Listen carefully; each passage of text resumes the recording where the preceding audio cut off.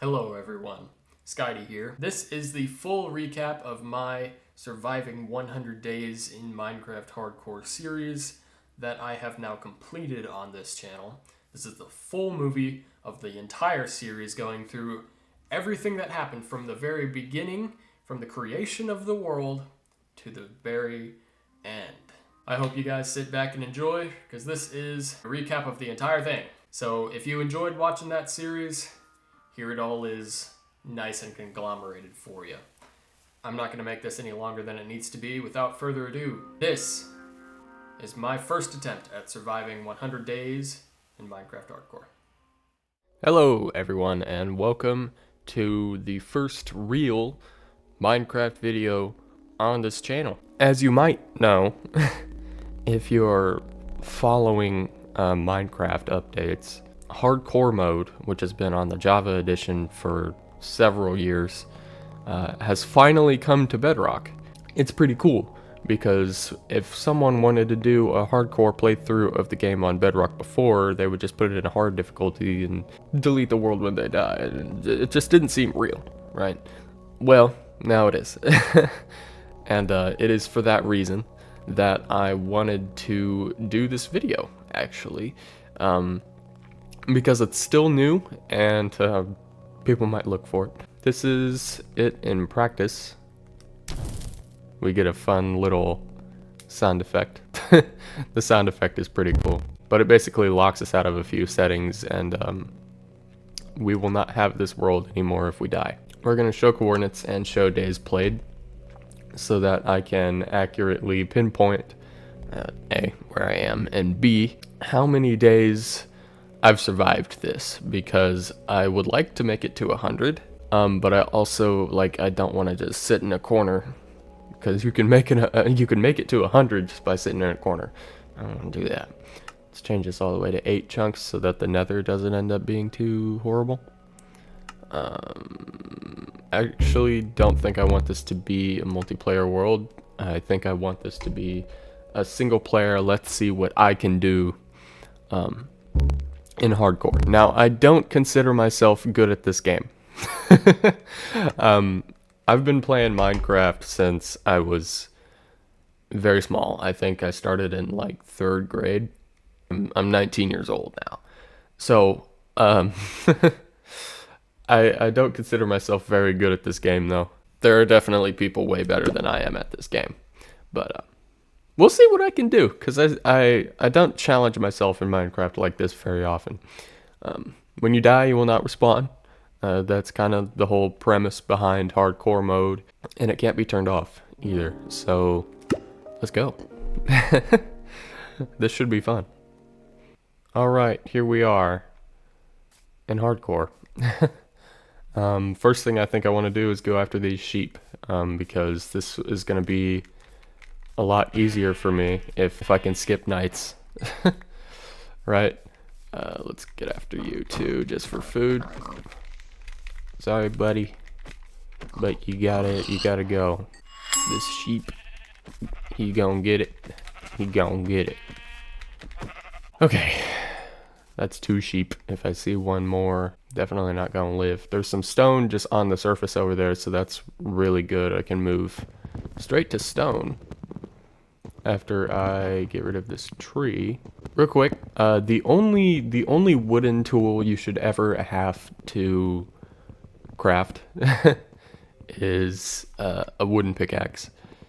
You shouldn't ever really have to go above a wooden, or go further than a wooden pickaxe. You could make a wooden axe, I guess, if you really wanted to, but it's just not necessary most of the time. So I'm gonna go after a pickaxe right now and immediately go over to stone, which handily enough is right here, and I'm gonna get enough for just an axe right now, so that I can bring it back over here and continue getting rid of this tree. If we die, we die. If we die, we die. We dead. We just dead if we die. So even in hardcore, I can't leave trees floating. I can't do it. I'm sorry. Like they gotta go. I think I got all of them. And I saw a sheep somewhere just now. I think he might have despawned, which is unfortunate. We are in a plains biome right now, so we will most likely find another one. There's a village over there. This is a really good spot. That's nice.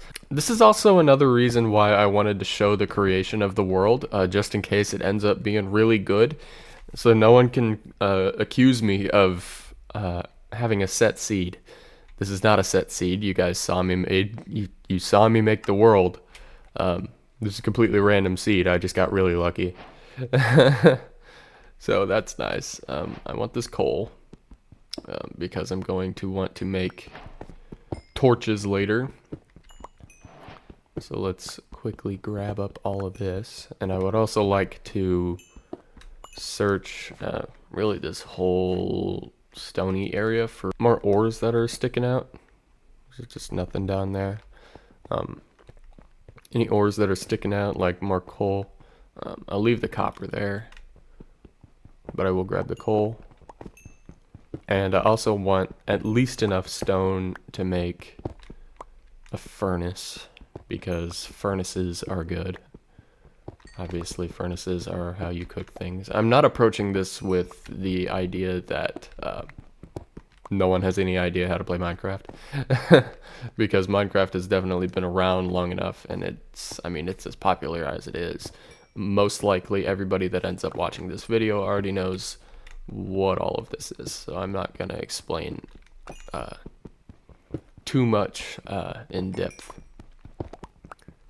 as to what's going on. This might be the last little section of coal, which isn't too bad, honestly. I can't complain about that very much, because after this is over, we will have quite a bit.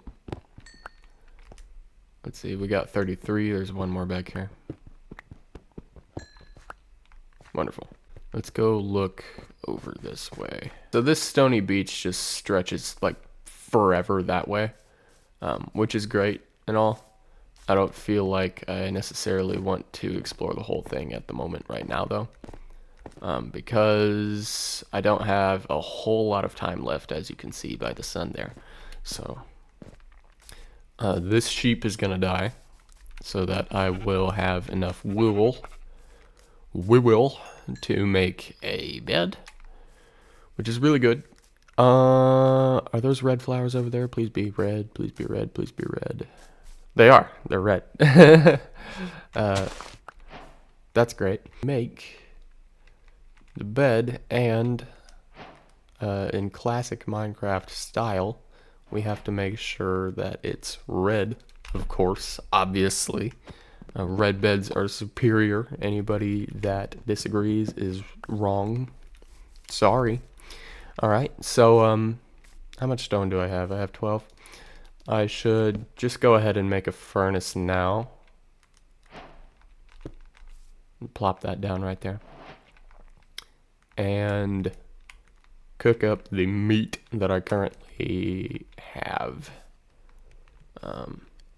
That way I have some food going into the night, which will be here shortly.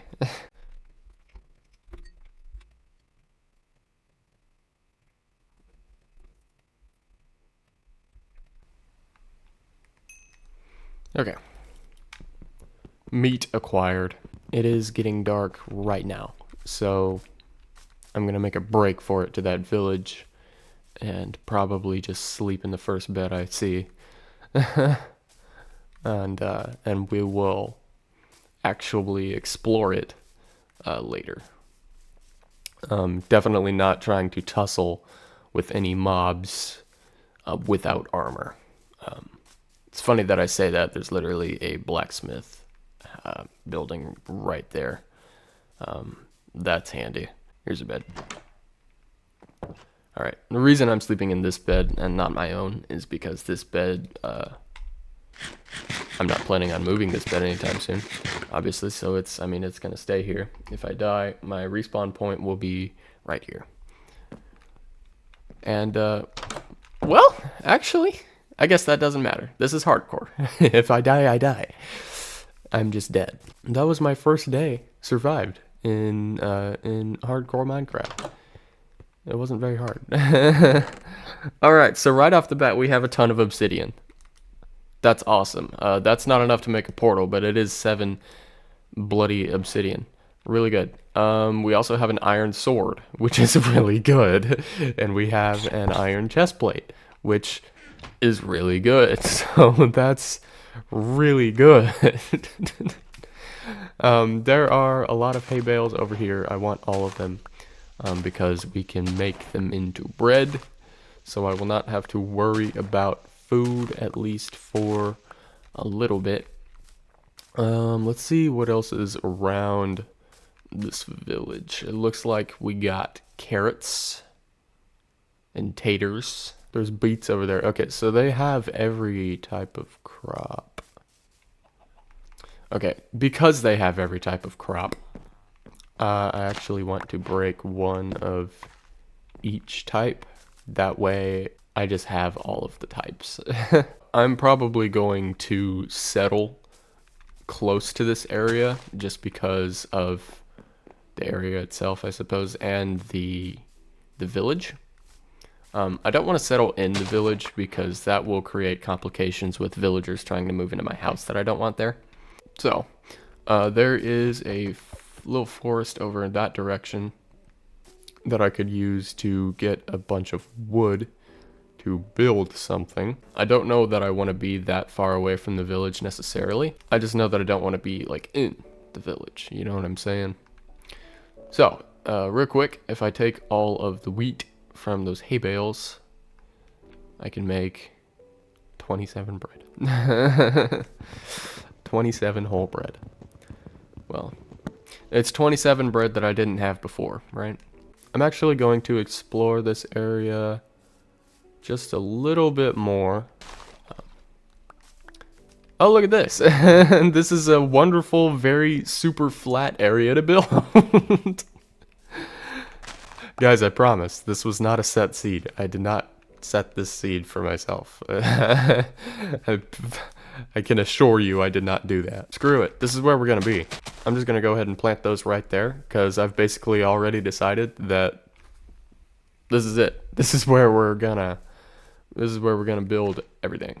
I know I said the forest is over there and that's all cool and fine and dandy, but I have 10 rather saplings. So I can just plant them all around and make my own darn wood. Normally, if this were just like a survival world, I would probably, if it were me, I would just be a nomad for a while, going around trying to find a good spot and all that stuff. But seeing as how this is hardcore, I want a area that I know that I can always come back to and be safe. Because if I die, I die. So, that being the case, I'm actually going to start building a house right now. It should probably be something functional, right? Like, starter houses don't necessarily have to be pretty, and I don't want to spend a whole lot of time, and I can always make changes on it later. So, let's make some planks. I'm gonna have to wait for those saplings to grow a little more so I can get more wood. But the way I normally like to build houses is I will make pillars out of logs usually and fill in those pillars as I go with like the walls and things. So that will be like, I would like have the door there and back this way a little bit. We'll probably make pillar there, make sure that lines up. I kind of want to expand this further going into this because there's a whole bunch of space right here that I kind of want to utilize. 1, 2, 3, 4, boom. Perfect. And I had just enough logs to start all of the pillars. Never mind, no I didn't, I'm missing one. But I know where it's supposed to be. Now I'm just gonna go ahead and start with the walls. so I can get those up as soon as possible, so as to make sure that this place will actually be a repellent like I want it to be, or some kind of defensive position against things that want to eat me. This place is going to require a lot of wood, but it will be worth it, because so long as we are in here, we will be completely safe from whatever, right?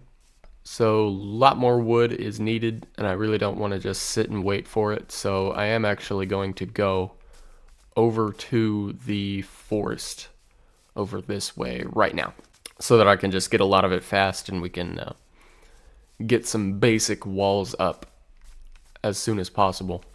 There's more coal and a little cave over there. Not what I'm going after right now, though. I would like to be very focused in this world so that I can get important things done, because most of the time when I'm playing more casually, I allow myself to get sidetracked by so many things, and that happens too easily. I don't want that to happen in this world, because again, if I die, I die. So, that being the case, I would like to get the important stuff done, and erecting walls around my house is definitely one of those important things, you know, because that's what makes it safe in the first place. Alright, so as you guys can see there, the sun is going down, but we made a bed, so I think I'm just gonna sleep, like, in this tree that I've partially mutilated. As long as I go to sleep before it gets dark enough for mobs to actually start spawning, we should be good. Yeah, and we're good, and there are no mobs. So that was day 2. The days played counter says days played, which means days that have been completely done. So this isn't day 2, even though the counter says 2. This is day 3, right? And that's just the thing that I personally have to keep track of as well. And that's kind of why I said that, to remind myself that that's the case. But anyway, I'm gonna get rid of the bed and finish with this tree, and then I think I'm just gonna go break the axe on getting more wood. That way I come back with a lot, hopefully more than I need immediately. Immediately all I need is just walls. Roofs aren't necessarily crucial. I mean, they sort of are if you're not sleeping, because if you don't have a roof on your building, phantoms can just come right in, and that's obviously not good. I would say walls are definitely the most important. Gonna make sure we get those. There is a big cave over here. Holy cow. There's iron. Okay. Shoot. I don't have a water bucket. This isn't actually a cave. This is just a hole. It doesn't go anywhere. There's no easy way to get in and out of there right now, so I'm actually not going to. I'm going to just stay focused on what I'm doing here, which is getting wood. A whole bunch of it, to be exact.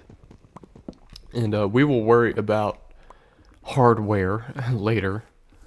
There's a tiny hole down there. I actually do sort of want to cover this up, because there are a couple blocks right there where if I just fall straight down, I could take a lot of damage. Those are things you got to keep an eye on in hardcore. Anything could kill you. I mean, if you are gonna die, I'm sure you would rather it be from something cool, like, I don't know, something cool, and not something stupid like falling down a hole, right? So, at least that's where I'm at with it. I'm probably going to cut down a few of the trees around this hole so that I can see it better. And it's not hiding as well, right? That's the axe broken. Just finishing up this tree, and now we're gonna run back, because now I have a bunch of wood. Kill the piggies to get the meat. Obviously running out of food can kill me as well, so just want to make sure that I'm not ever doing that. I'm probably going to make a campfire when I get back, so that I will definitely always have a means by which to cook food. While I'm here, there's a bunch of coal in the walls that I would like to grab, so I am going to very quickly do that. And it is kind of a cave. It looks like it just goes out that way though, so I'm not worried about it. Hopefully those aren't my famous last words. Basically any spot dark enough can make a mob. So that is the thing I have to watch out for. I'm not gonna worry about that super duper much right now. Right now all I'm necessarily worried about is gathering resources. And I can worry about mob proofing the area after I'm a little richer than I am right now. Okay, here's our plot. I'm probably just gonna keep putting the walls up for right now. I can worry about where I want windows at later. Not super concerned with that at the moment, really just want to get walls up. Why did I have to make the house so big? Okay, so from the vague idea, here's the scoop. The vague idea that I have for this house is I would like to basically add rooms onto this thing. Like this is like the little entrance hall right here, and then you step in here and there's like rooms branching off, and I also kind of want it to be like 2 stories, like this room that I'm standing in right now, this big one, to be 2 stories. That would be ideal. So I feel like that is the plan for this. But real quick, I am going to make sure that where did I put my stuff? Okay, it's over here. Can I make a campfire? I can. Let's actually put it there. And I have quite a bit of coal. I'm just gonna make 8 torches for now and just kind of seed them sparingly around the place. Just enough to make sure that the place is lit up okay. And I just realized mobs can step right over this, so I'm gonna quickly make sure that that's a thing that they can't do. I also need doors. I need doors. Very, very quickly make doors. Doors.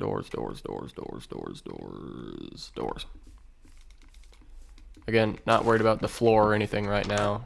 It's not supposed to look pretty yet. I just need it to be functional at the moment. But we should be able to stay up a little bit tonight, just so I can get some food cooked. And then we will be done with this day. Okay. I want a chest in here so I can dump things. 2 chests just for now. Let's just slap it right there and throw things in that I don't necessarily need at the moment. Actually, I need to make another pickaxe because the one I have right now is not doing super good. And make a bunch of torches. And now I would like to go mining a little bit. I don't actually think I want to go into a massive cave just yet. I think I would like to just mine for stone.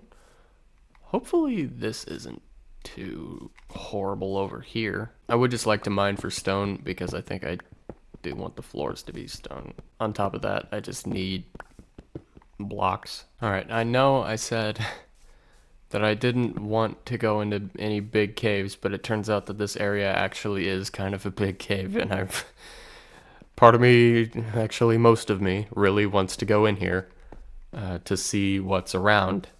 So that being the case, I'm gonna run over here just real quick so I can throw on my chest plate that I picked up and take my sword out. Let's stick all of the useful things over in one little clump of my hotbar so I can quickly change out. Make sure we light up every part of this so if there's more iron, I will see it.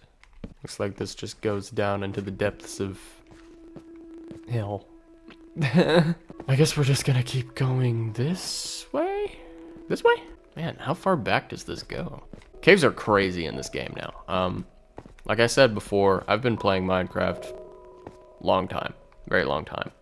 And so I remember when the caves were not as insane as they are right now. I don't want to go down there, by the way.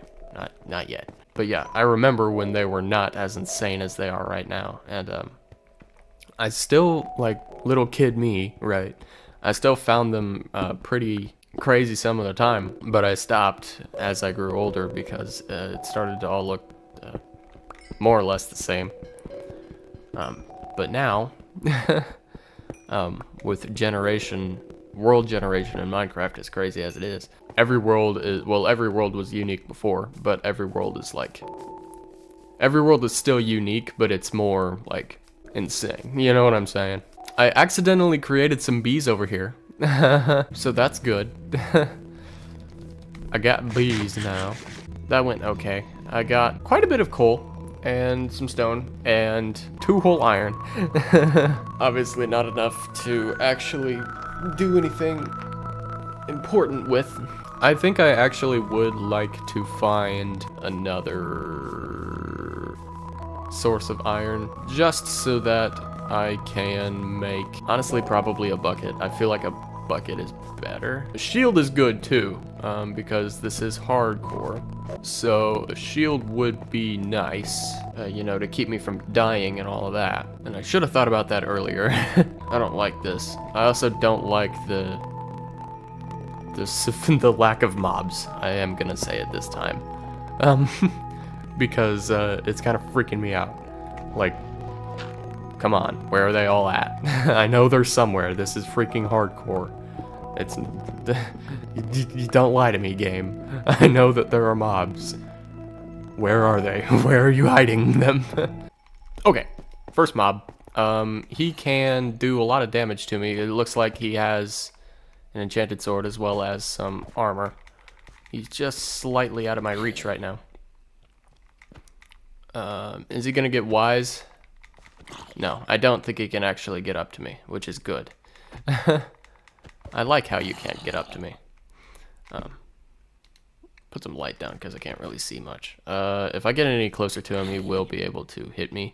So, and he does have a freaking enchanted sword right off the bat. Okay. He's dealt with. It also just happens that he was right next to a crap ton of iron. So I'm going to take that right now. That is my spoils. And by a crap ton, of course I meant 3. Because of course I meant 3. It is nighttime, and it just so happens that I don't have my bed. Because I left it in the house. Which is just habit, honestly, because, you know, that's what you do in a regular playthrough of Minecraft, right? You'd be playing the game and you would leave your bed in your place, you know, to set your spawn there so you will reappear there when you die. But this is hardcore, which I have not played before, by the way. When you die, guess what? You're dead. So, yeah. I'm gonna run right past everything, because holy crap, there's a lot of mobs out here. This is where they all went, apparently. I'm gonna run right by them, go right to sleep, to get rid of them. What a right nice bunch of folks. While they burn, I am going to very quickly put away this stuff. While I don't have a whole lot of iron, any iron gear is obviously very valuable to me, so I would like to preserve it while I don't have a whole lot of iron with which to replace it. Speaking to the iron I do have, let's go ahead and smelt that up real quick, because I would like to make a bucket and a shield. Shield especially because this is hardcore, as well as the 1 death rule. It's also locked in hard difficulty, so mobs just do a lot of damage to me, like an insane amount of damage to me. So I would like to be as protected as I can be at all times, pretty much. So here we are. We got the shield, we got the bucket, we're good. Honestly, Not bad, not a bad start. Today, what I would like to do is work on the house a little bit, and I actually think that's what we're going to start with. And then after we get some of that done, I would like to go mining for more iron. The supply of iron that we currently have is just not great. Yeah, so that's what we're gonna be doing today. Let's do this thing, shall we? So I don't know if I actually want to make any expansions to the house in today's episode. Like I said earlier, in an earlier episode, I want to like add rooms to this place, but I don't think I necessarily want to do that today. If I work on the house at all, it's probably just going to be building it upward, I guess. And there's also, I mean, I could make a basement if I wanted to. So my idea for behind this campfire, basically a wall is going to go right here, and then this space back here is just going to be a storage area. I probably shouldn't stand on the fire and burn myself, right? So I think I will actually start working on that today. I feel like that's a good idea. Alright guys, I don't really necessarily have a whole lot of plans for this video other than mining and working on the house. Which means I don't know for sure how much wood I'm really gonna need, so I don't want to spend a whole lot of time getting it. There's a skeleton over here. Hi. Not anymore, there's not. I think I'm gonna double up on these campfires. So I'll just make another one there at some point. I would like to make like a little hearth. Like that. That works. And then I can make wall. Alright, so now... Ow. I feel like, I feel like that's a good height for the first floor. So I think I'm going to go ahead and make all of the posts and pillars and whatnot that same height, which is 4 blocks. So that I don't forget what I'm doing, honestly. And I made this one too high.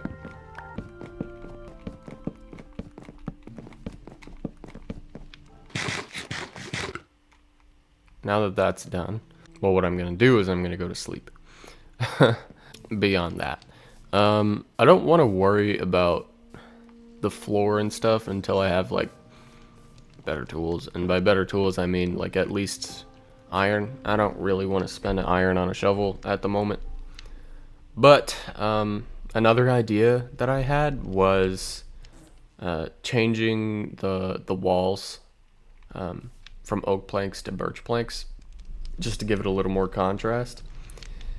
That's another thing I don't necessarily want to do. I feel like for consistency's sake, I actually kind of have to, right? Otherwise, I would want to wait until I have better tools, but in this case, I don't think I do. I think I just want to do it, so... I don't even have any birch saplings on me, which is unfortunate. I need the wood anyway, if I'm gonna replace those walls. Also, just real quick, now that we've returned to this hole and I have a water bucket, I can get in and out of this much easier. So I am gonna quickly take a little detour to go down here and get the iron that's exposed, because I know it's here, and now I can easily get to it and get out of here. Alright, so after doing that, we've got 14, which is 14 more than we had before we did this, so that was worthwhile. I think I'm gonna go ahead and just run back home and plant these saplings around. And there is a wandering trader. I'm not even gonna look at what he has because I don't have any emeralds. I'm just gonna kill his amas for the leather and for leads, because I can't make my own leads right now, obviously, and leads are pretty useful. So looks like I got 2 whole leather. Yeah, I said I wasn't gonna look at what he has, because I'm poor and I ended up doing it anyway. Alright, so now I've got all of the walls torn down, and if I apply a little more time, then we will have our birch walls, which looks a lot better, honestly. It does provide a lot more contrast to everything else, which is what I was going for, so that's nice. But that did use all of the birch that I had. I don't think I want to go get very much more in this episode, so I think what I'm going to do instead is I'm going to go ahead and start mining for more iron, and this iron that I have can just sit in there for right now, as well as that one. So I'm going to cook up a little bit of food. I still do have a bunch of food from last episode, so I'm not super duper concerned about food.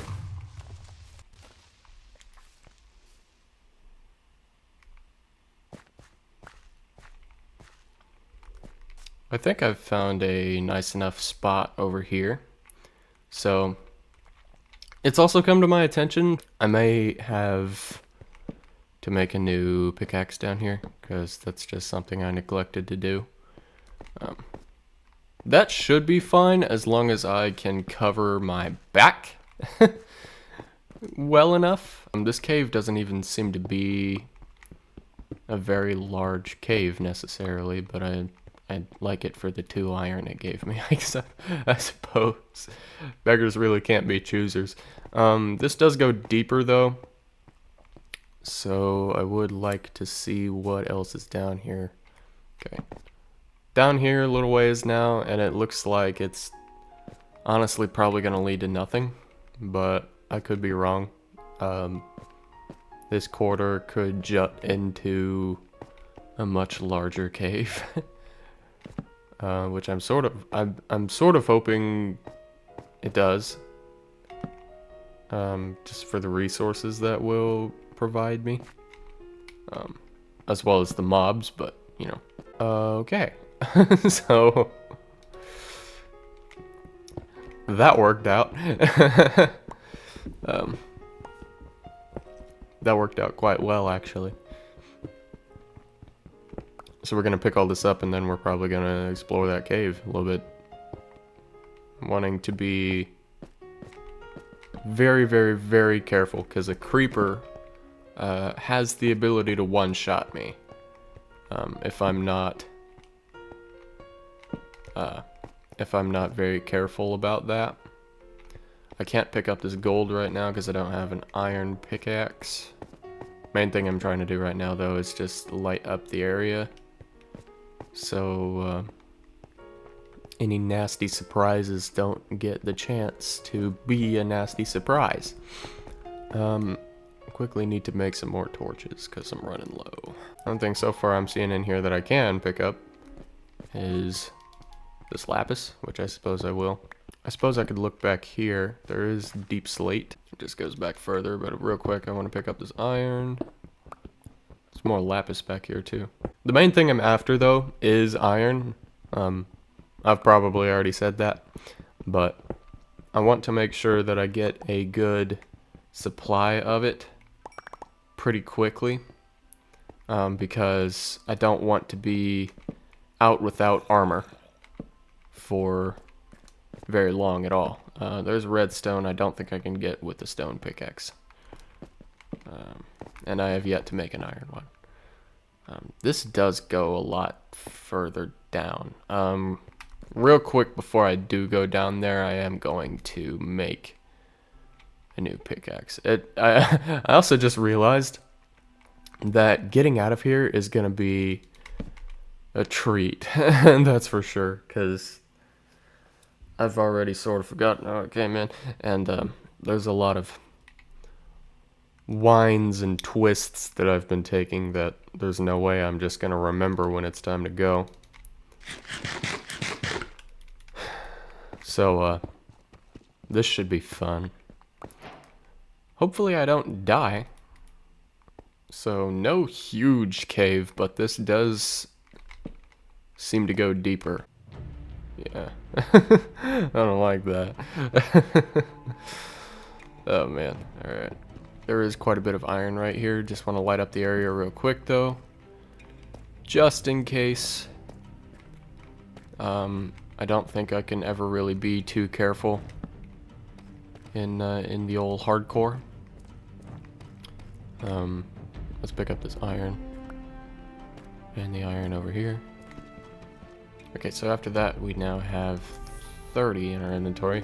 I don't remember exactly how much I left behind. I think it was like 20 something. So off to a pretty decent start. But I still have supplies enough to get more. So getting more is what I would definitely like to do. Does this corridor end up going anywhere else? No. No, it doesn't. Alright. So now we're just gonna turn around. There's more redstone on the ceiling there that I can't get. I think I see some iron back here.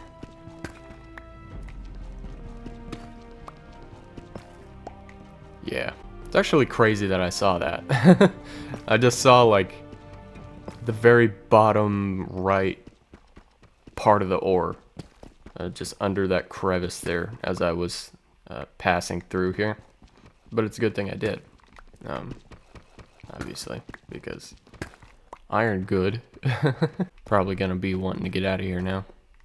Well, at least down here anyway. Well, never mind. Let's look down here real quick. Just in case there is some more. Whoa. Okay. Yeah. I don't think so. I don't think so, at least not yet. Yeah, definitely not yet. 'Cause I still don't have any armor. I have this chest plate. That's it. We're gonna be coming back to this for sure. For now, let's just go back. Let's take what we have. Let's not be greedy. That's how you get yourself killed. Oh man, that's cool though. There's a massive cave. We found the massive cave that I kept talking about. So that's nice. I would very much like to get out of here now though. What are you guys doing?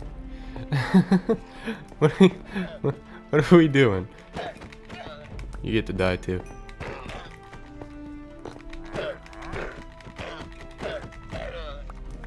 Thank you, trader man. Just out of curiosity, what do you got? Cool, that's awesome. I can't buy any of that. Okay, it's dark and raining. That's awesome. I think if I make a break for it, I can make it to the house. That's a risk. That is it's a calculated risk. That's what it is. Okay. Man, I cannot see a damn thing. House is this way, right? Yes, yes it is. There's so many skeletons. Oh my gosh. I'm just gonna charge right by all of them and hope nothing horrible happens. Which so far, nothing horrible is happening. That's great. Let me in. Let me in right now. No, there's a creeper right there. Alright. Oh. That was a little stressful. Just a little bit. Whew. Where did that creeper go? He's right there. Okay, now that he's by the river, I can knock him in. Or just kill him. There we go. Creepers are still extremely stressful. Because, as I said earlier, they can one-shot me. We have a grand total of 56 raw iron, which is not a bad start at all. I think I am just gonna throw these in here. Yeah, I was kind of ignoring coal in there, which probably wasn't the best of ideas. Anyway, now that we have 2 string, we can go ahead and make a fishing rod, which is great because now it's even easier to get food. Because we are literally right next to a river, and a village for that matter. Speaking of which, I should probably start a little garden sometime soon. I think what I want to work on now is the little storage area that goes behind the hearth here. So I might build the walls around this place up just a little bit, and then I'm probably going to position some chests around. I have a lot of wood for that from the walls that I knocked down earlier in this episode. And I did that really, honestly, just because my general idea for how this is gonna look back here is probably just some things up against this wall. But then, like, this whole wall is gonna be chests, honestly. So that's gonna require quite a bit of wood to do all of. But quite a bit of wood is what we have, as you can see right here. So I'm not what you would say. Yeah, I'm not concerned. I think the way I want to do this is to put one in the corner there, and then we'll probably just kind of do that. Will this line up if I have a chest there, there, and there, and there, and there, and there, and there, and there? It's actually perfect. Cool. And as I go, I'll just add more chests to this wall, and this wall will just be chests. Actually kind of did this wrong, because going back to how I want to expand this house, later I do want to put a room behind this, so we'll actually just have the chests kind of separated off, kind of like that. That's what we got for now, which will work. That'll be fine. And later when I have more leather and stuff, I will put item frames on all of these so I can sort them. Let's actually break this chest just for now so we can put that there. Actually, you know, just for no reason, let's just keep one right there. Anyway, let's start organizing some stuff, shall we? Actually, I lied. Before I do that, I actually want to, I want to start a small farm. I don't really care about being pretty right now, I just need it to exist. Let's put that there to help it grow a little bit. This is almost done, so that's cool. I think what I'm going to use this little front chest for, right now anyway, is for tools and stuff. Okay, and then I do want these chests to be specialized. Like, for some items, I have plans for where I want to put them later when I expand the place more and I have more rooms.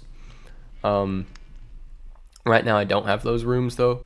I think that's just what this is going to be for, until I do have those rooms where I do want to store those items, like lapis, for example. When I have an enchanting room, I would like to store the lapis in there. So anything that is sort of specialized that I know I'm going to want to store somewhere else later can just go in here, honestly.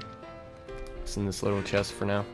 But everything else I'm going to label.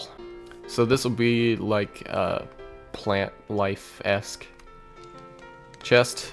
This should be like a kind of construction item chest, and I'll make this chest like mob drops. Alright, let's sleep through the night real quick. And now I get to collect my iron. There is a lot of bees. Oh my gosh. I don't have my sword, so I'm just gonna punch you. Damn. So, yeah.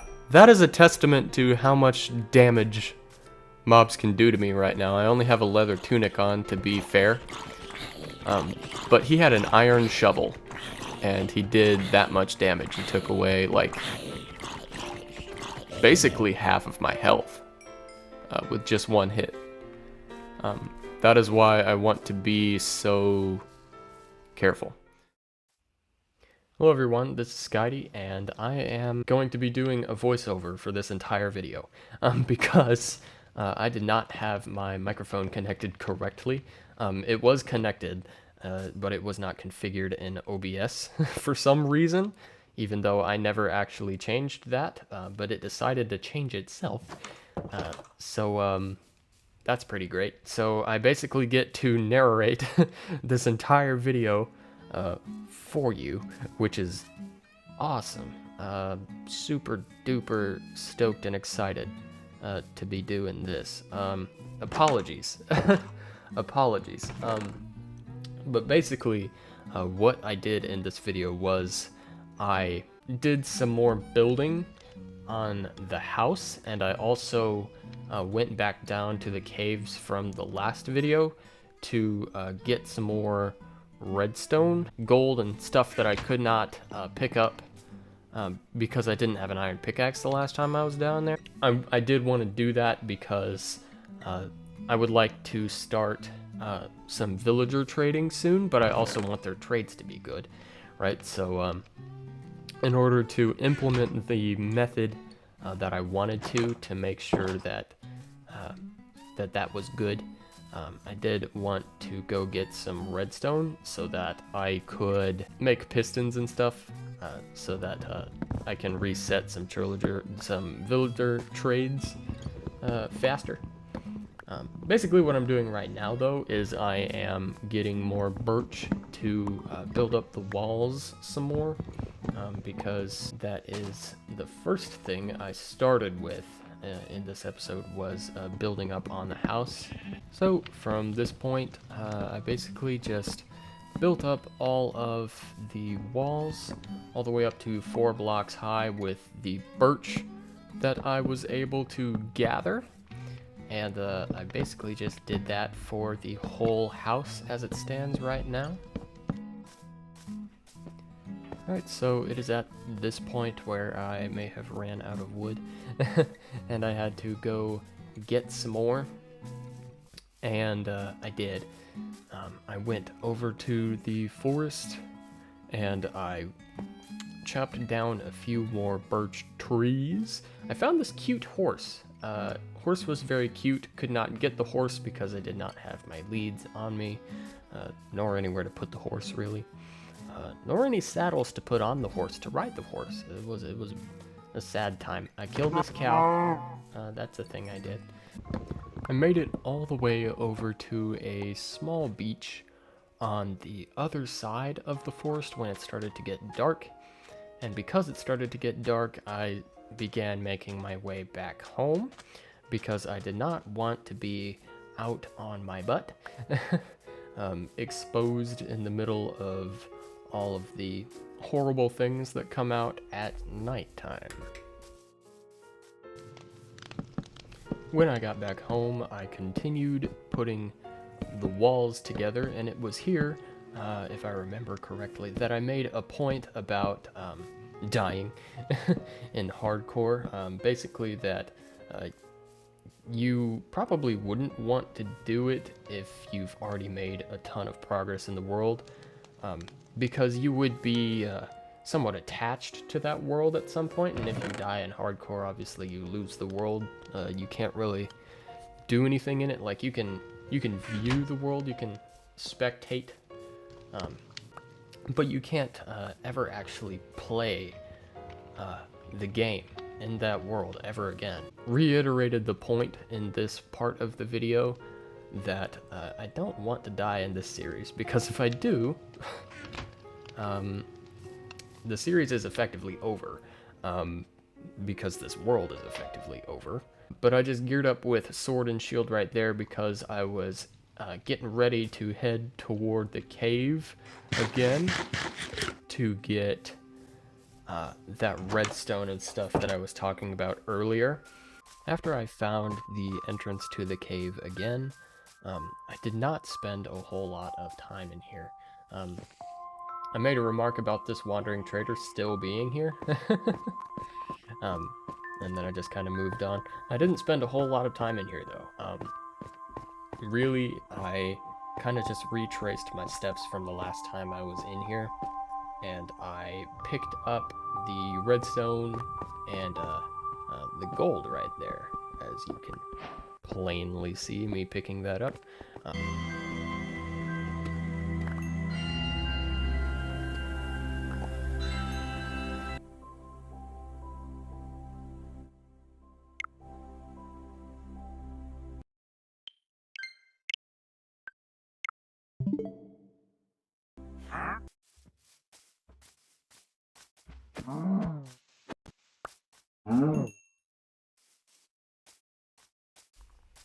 And that began a bit of a theme for this video, because I would go on to do some questionable things. But it is at this point when I began to make the pistons, because I was going to go over to the village to see about any librarians that may or may not have been there. And I didn't remember what the villagers' professions were at this point, because I hadn't been to the village since the first hardcore video that I did. So at this point I did not know really what to expect, because I hadn't actually taken the time to look at what the villagers were doing.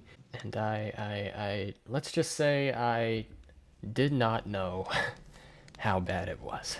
So upon reaching the village, I started looking around for villagers, and at first they didn't really want to pop up in amounts, but then I noticed that nitwit, and that started a little theme for this village, which was that a lot of them were nitwits, and there weren't very many who weren't. I think there were like 3 or 4 villagers that were actually employed. I'm pretty sure there were 2 armorers, I want to say a weaponsmith, and that cleric right there. And the rest were nitwits. There were 3 nitwits, which is a horrible amount of nitwits, especially for a semi-small village, kind of like this one. But what that meant was that, A, there wasn't any librarians to begin with, and B, I couldn't really make any unless I caused some villagers to breed, essentially to take the spots of the nitwits. Now, there were 2 ways I could go about doing that. One of the ways would be to kill all of the nitwits and then just have the remaining villagers breed to take up those spots. Or I could just make more spots and make the villagers breed to take up the new spots in the village. And door number 2 would require a lot more work. And so what I did was I may have started going around and getting rid of all of the nitwits. May have done some pesticide that starts with a G. That's a word that I don't think YouTube will like me saying, but you probably get it. Anyway. Yeah, so this one may have disappeared, and at this point I was really worried about the iron golem, because I was kind of afraid he would eat my lunch, but he didn't seem to care for some reason. He was like, yeah, I hated that guy anyway. He did not give a single crap, so that I took that as the green light to keep going. I decided to give some of the remaining villagers some bread so that they would breed with each other once I was finished, because I was about to take away a little less than half of this village's population, and so I figured that would be a good thing to go ahead and do, because it's not like I was trying to get rid of everyone, but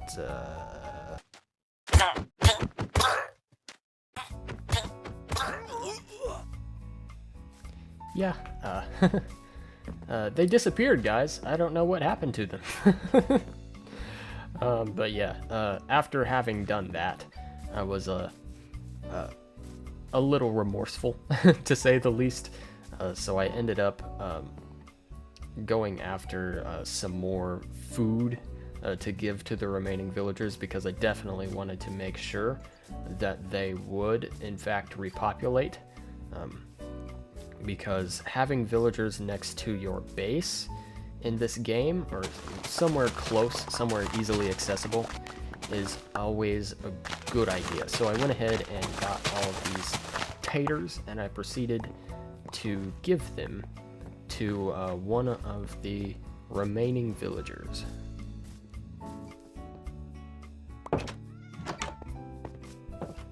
And with that, I was pretty much done here. So I went ahead and returned to my steading. So at this point, I was kind of trying to explain my plan for what I was going to build next. I was going to add some more onto the house, and I kind of did a bad job of explaining what I was trying to do, so I'm actually not going to try to do that again. Instead, I'm just going to let the footage play so you guys can see what I ended up doing here.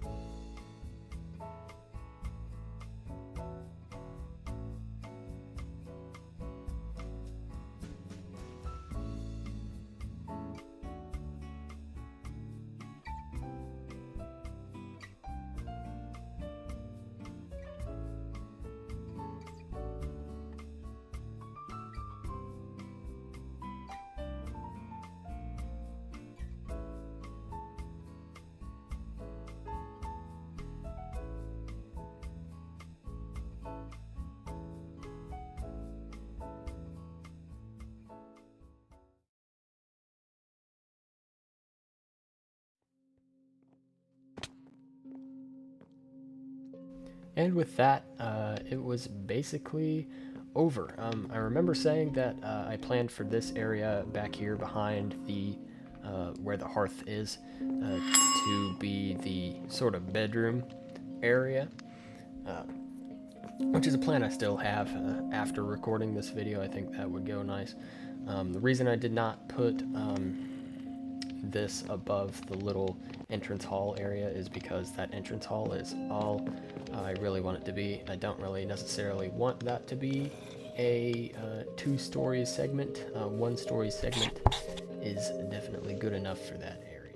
Today what we're going to be doing is I'm going to be spending a lot of time around the village because I need this place to hurry up and repopulate so that I can begin establishing trade, right?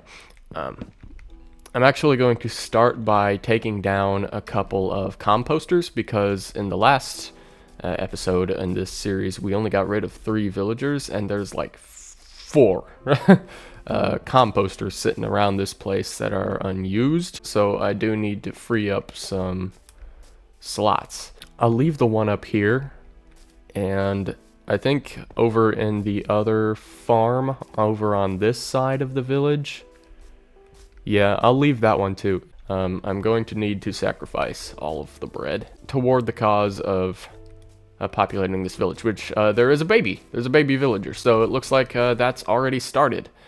which is good. That is a good thing. Ideally, we get some farmers to begin with. I mean, we will get some farmers to begin with because there's composters that are currently untaken. The last villager, it would be wonderful if that last villager ended up being a librarian. On the topic of that, I'm going to need some leather to be able to craft said librarian's workstation. So, yeah. Oh man. Every time I go into this village, I just end up doing some horrible crap. Like it's just not good when I come here. But anyway, what are we doing though? Like we're not just gonna run around aimlessly the entire time, and you'd be right, we're not.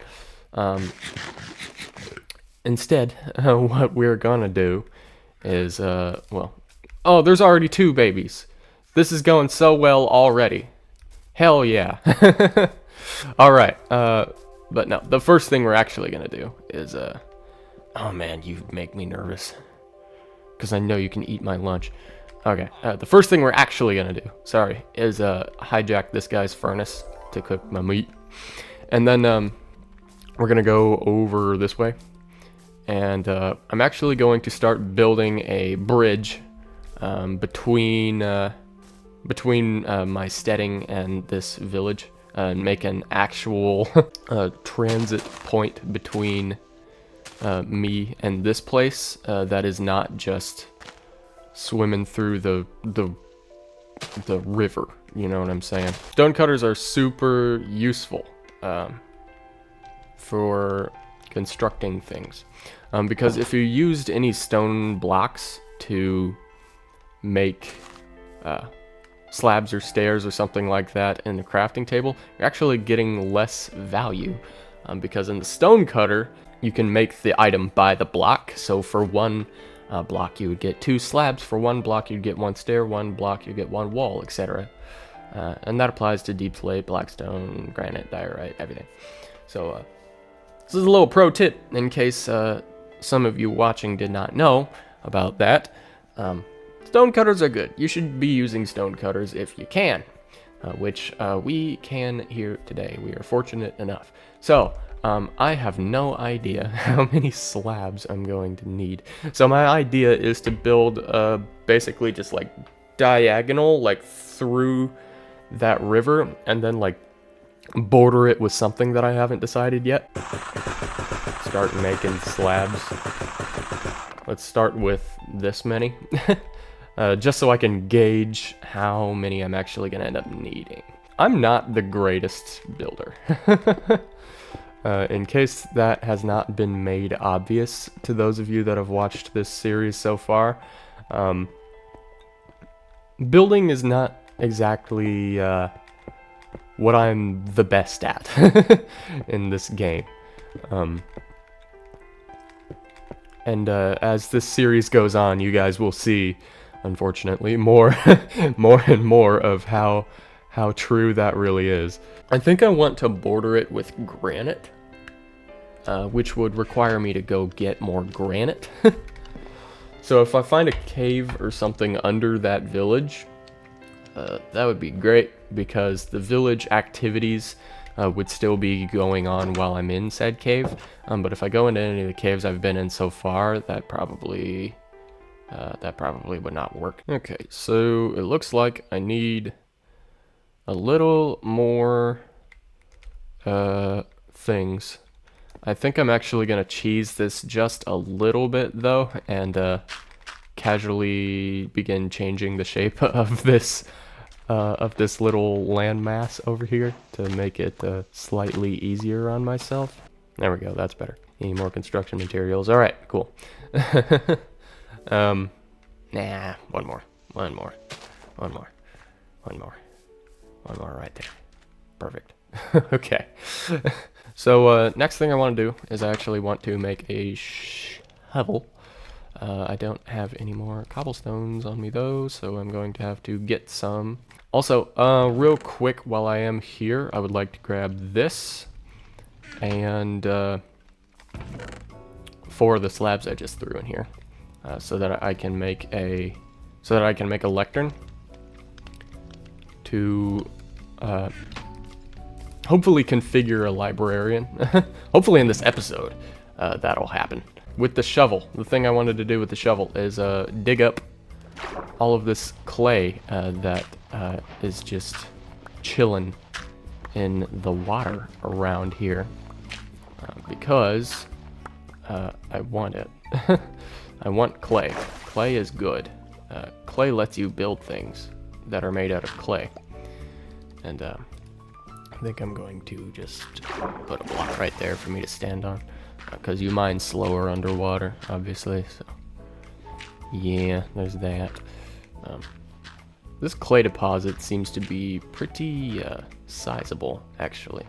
So I'm appreciating the generosity of it. Real quick, guys, I would like to thank you to those of you who are watching and following the channel lately. I do massively appreciate any amount of support anyone decides to throw my way, because at the end of the day, while I don't have to do this, I don't have to do this channel. I did want to do it literally just because I would find it fun. I knew I would, and so far I can say that it is paying off, especially right now, because things are going well. So just wanted to get that out of the way. Thank you guys for watching and for subscribing and for coming back and for giving me your time. So I am just quickly flattening out all of the dirt on this little landmass here for no real reason other than the fact that it's just honestly bothering me. And I could use the blocks, to be real with you. So let's see here. I could start smelting all of this clay with like the coal and the wood that I've got. I really don't want to do that. Ideally I would be able to do that with a lava powered system. There are 2 chunks of lava freely just for me right here, which is great and all, but I'm missing dripstone. You need dripstone to make infinite lava source, infinite lava farm. Dripstone is obviously a thing I do not have, so yeah.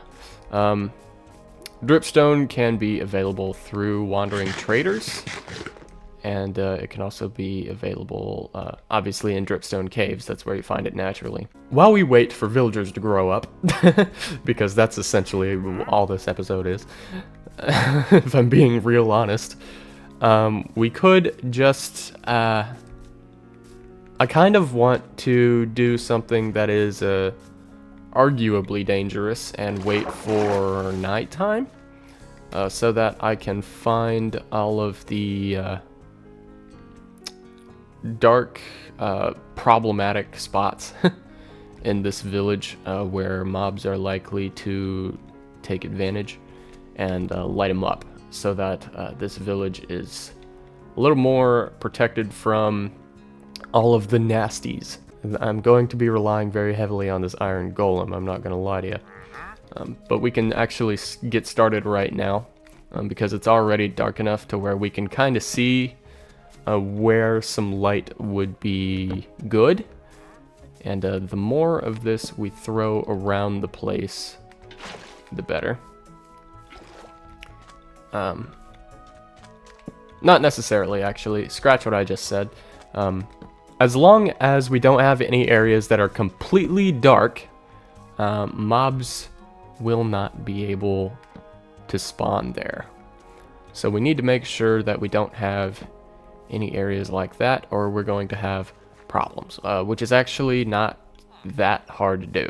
So I'm going to run around for a little bit and do that just so we don't have any issues with mobs in this village. Because I don't like mobs in this village, to be real with you. We've already got one. He was a little concerned with a villager inside of this house, and then immediately went for me. But he's dealt with. And that's why I said that this was risky, obviously, because I am exposing myself for the sake of this village. That chicken got in the way. Sorry, chicken. Okay. I will definitely not be able to take that guy down. So I'm just going to avoid him for now and just try to get as much of this done as I can. So just throw a torch right there. Just throw one there just in case. I would like to be pretty thorough in how I do this, just so that there is definitely not going to be any mobs spawning around here. This is the first area I would like to mob proof, because right now, due to the fact that this place has villagers, this area is actually more valuable to me than my own steading is. Honestly. So, okay, I think that's the main town, relatively protected from any mobs spawning. I would like to spread it over here a ways, though, more toward the bridge that I built, just so there isn't any spawning over here either. And there are a lot of mobs just chilling around this area that I have to be careful about, because again, hardcore, these guys could and will and would love to eat my flippin' lunch. Okay, so the skeleton has an enchanted bow. I'm not effing with any of that. In fact, I'm just gonna go to sleep, because I think I did a pretty good job. Hopefully not knocking on wood. Get out of the way, child. Alright, cool. So, that went well. You know, that was fine. Will you grow up already? Please? I need you bastards to grow. What are you looking at? No, I'm not harassing children. What did you think I was doing? Just because all of this bothers me, I'm going to quickly get rid of all of this tall grass over here. Oh man, really got to keep an eye on that creeper, because he could definitely sneak up right behind me and end my life. Okay, yeah, he's out of the water. Get back in there, please. Okay, I can take him out. Yeah. Awesome. And there's more clay over here. Fun. I'll take it. I have attracted a chicken. There's a block there that's missing that's bothering me. Not anymore. Yeah, you guys get to see how OCD I am when it comes to Minecraft in this episode. This is what you clicked on. This is the value I'm providing for your time. Yay. Please subscribe. Alright, so the actual reason why I'm taking all of these down is because these could be a concealant, I guess, for mobs. And I've decided that I'm gonna be really butthurt about. Hey, we got a farmer. I've decided I'm gonna be really butthurt about mobs in this village, is what I was saying. What are you buying, dude? Taters. It just so happens that I had a bunch of taters. I might still, actually. Hold on. Don't know what you're doing, but you are now a farmer forever. Thank you for being a farmer forever. Alright. If one grew up, surely we've got some more, right? Right? Yeah? Oh, there's a bunch more taters over here that I can just take and sell back to that farmer. Of course I'm going to be doing that. Yay. I think there was a poisonous one. There were 3? Wow, that's horrible. Buy more taters. Thank you. What are you doing over here in the corner, dude? Are you still trying to replant this wheat? There you go. You can have that one too. Okay. So, yay. I don't know why this guy is in the corner. There you go. There you go. I helped him out. But also, having a farmer in a village means that the villagers can repopulate by themselves. I'm pretty sure I touched on that already. Well, if I didn't, villagers can repopulate by themselves now that a villager exists that can collect and distribute food amongst them. All of them can distribute food amongst them, but the farmers are the only ones that can collect food of their own volition. So yeah, good all around. Hello everyone, welcome to Surviving 100 Days in Minecraft Hardcore. What the hell is going on? Okay, weird crap aside, there we go. Weird crap aside, today I would like to work on, man, the world just does not want to load today, does it? Hopefully that doesn't turn out to be a, oh my gosh. Hopefully it doesn't turn out to be a massive issue. Okay. We seem to be good now. Apologies. Anyway. What I would like to work on today, the librarianizing of a villager. That would be a good thing to go ahead and work on getting done, right? Right. So, the way I'm gonna do that is I'm going to start by making a lectern, which is the librarian's workstation. I need to make bookshelf, which actually means I need more paper. And we can get enough to make another book, to make another thing, so we can make the thing, so we can make the thing. That's how you Minecraft, gang. That is how you Minecraft. So, we are going to be Minecrafting today. The way I'm gonna wanna do this, I think I'm actually going to take advantage of the little market stalls here. If I put the lectern there, and if I use the pistons that I acquired previously, I think I am actually gonna need like a block to place these again up against so that the orientation is correct.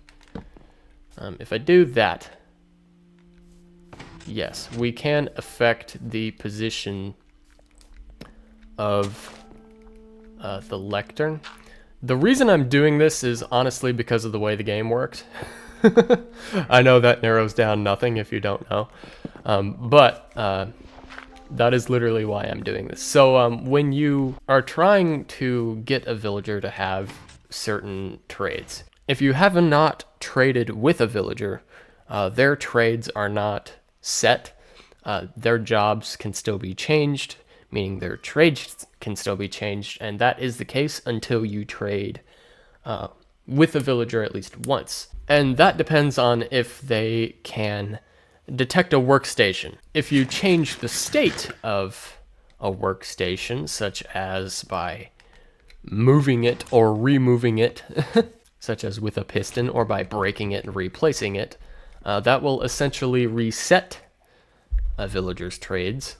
And we can exploit this method in order to secure trades that we want. We want mending, and that's why we're doing this. I need to make sure that... oh, we have another farmer now, by the way. That's awesome. Are you the new farmer or the old farmer? This is the old farmer, which means the new farmer was the one that I saw over here. Which is good, now that this place has two farmers, if anything should happen and the farmers survive, these guys should always be able to repopulate which is nice.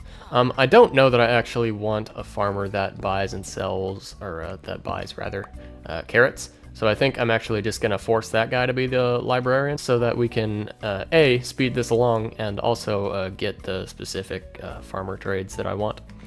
So let's see what this guy starts with. Librarians always buy paper at level 1, but I need to make sure that he will sell me mending books. Basically, this is a very long and painful and horrible process that is going to take a long time, honestly. It is. It just is. And there's really no getting around it if we for sure want mending, and we for sure want mending. We know we do. This is kind of just what we gotta do. This also means that I may have to pass up some pretty good trades. Like he could offer me fortune, like he just offered me loyalty, which is a really good trident enchantment that I'm going to be passing up. Breach. Breach is a mace enchantment that is really only useful for PvP. Obviously, this is a single-player world, so PvP is out of the question. I don't want Breach, ever. But yeah, you guys get it.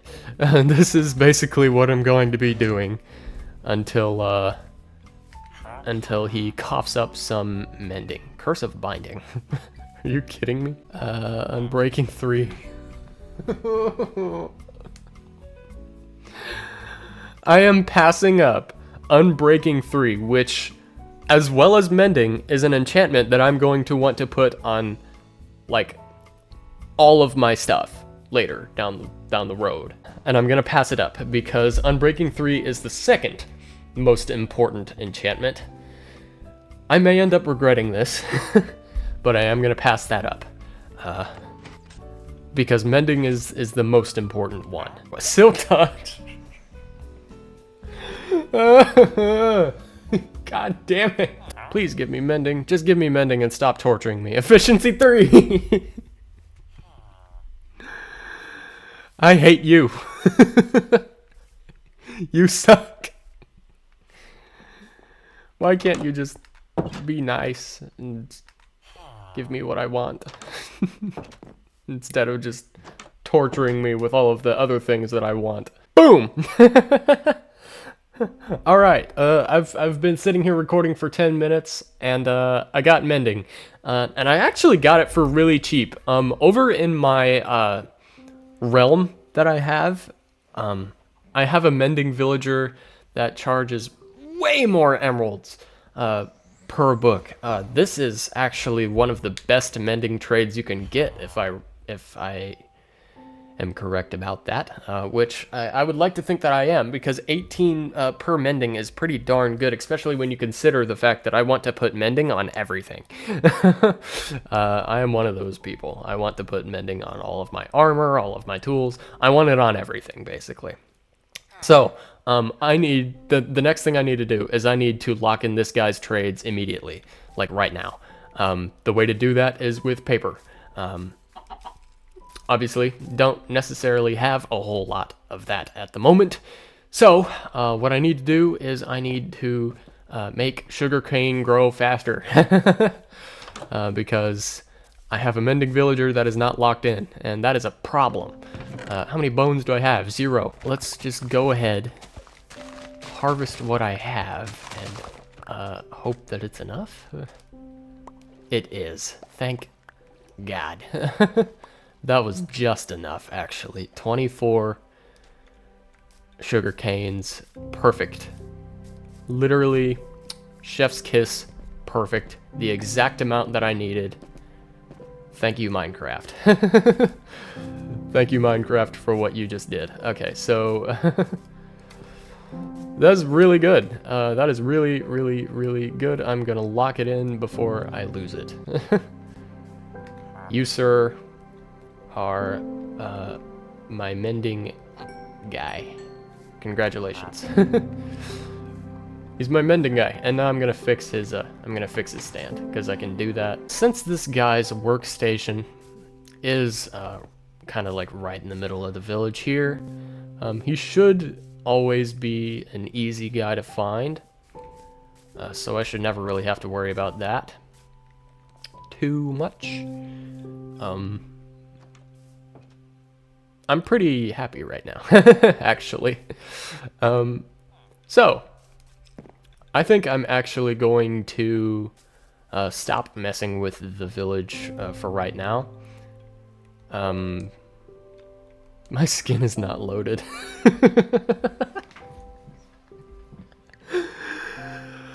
I don't know what happened to my skin. It is... Man, there are just some parts of it that are not loaded right now, huh? Minecraft is just having some problems in today's episode, but it did just do some very nice things for me that it can't take back now that I've locked it in, so whatever, we're just gonna go with it. I mean, if you want to give me an unloaded skin, I'll honestly take the unloaded skin, since you did just give me a cheap mending trade, as well as just enough paper to lock in said cheap mending trade. Why didn't this... What happened? I already did this. I'm gonna fix this real quick, guys. I don't know... I don't know what's going on. I've already, like, built this part of the house, and it just decided that, no, actually, you didn't build this part of the house. Alright, so as I finish this up, I think I would like to do a nice bit of exploring. And I think I'm gonna go that direction and explore, because I haven't really been that way. So... We're gonna go be that way. I have a sneaking suspicion that at the top of this big hill here, behind my house, is a meadow biome, and I would like to make sure that that is the case. The sun is about to go down, but that's fine because I do have my bed with me, so I can just sleep and not worry about it. And continue to wonder why my skin is not loaded all the way. I'm gonna have to fix that. For now, I'd be lying if I said I really cared all that much. There is not a meadow biome up here, but there is a... Whoa! There's all kinds of stuff going on up here, actually. Wow. Dang. Yeah, we are gonna explore today, guys. We're gonna explore this. We're gonna explore all of this stuff that was behind me this entire time that I did not know about. This is cool. We have a little lovely cavernous area. I think I am going to go through here and strip the place of all of its iron and all of its coal and frankly quite a bit of its granite too, so that I can finish the bridge between my house and the village. Just want to give it like a little border type thing. Okay, so far I've gotten quite a lot of coal and not a whole lot of iron, honestly, but there is more of this place to be explored for sure, as well as that cavern that's in there. I need to try to remember that that's there. In today's episode, I would very much like to go finally get some diamonds. That's right. I've been without them for too long. If you like Minecraft content as well as other general gaming content, do me a favor and make sure you subscribe and like the video. Liking the video is what helps the algorithm know that the video is worthy of being recommended to other people. There is a bee. Hello, bee. Bee, are you subscribed? Sure you are. The access point to get into the cave is over this way. I don't remember exactly where it is. There are actually quite a few holes in the damn ground over here that I don't really like. That are most likely all just caves. Where's the one I'm trying to get into though? Is this it? I think it is. So, way to get in is over here. Perfect. Wonderful. All right. So the big cave is actually a place we have peeked into before. It was in the second episode of this playthrough, actually. Problem is, I don't remember how to get to that cave. So I'm probably just going to run around here aimlessly until I remember where the entrance to that cave is. Yippee. I remember being here. Okay, this might actually be it. I think. This is it, but there's some redstone right here that I would like to get. So I'm just going to quickly mine that little ore there. But yeah, it's this cave. If you've been following this series, you might remember this cave.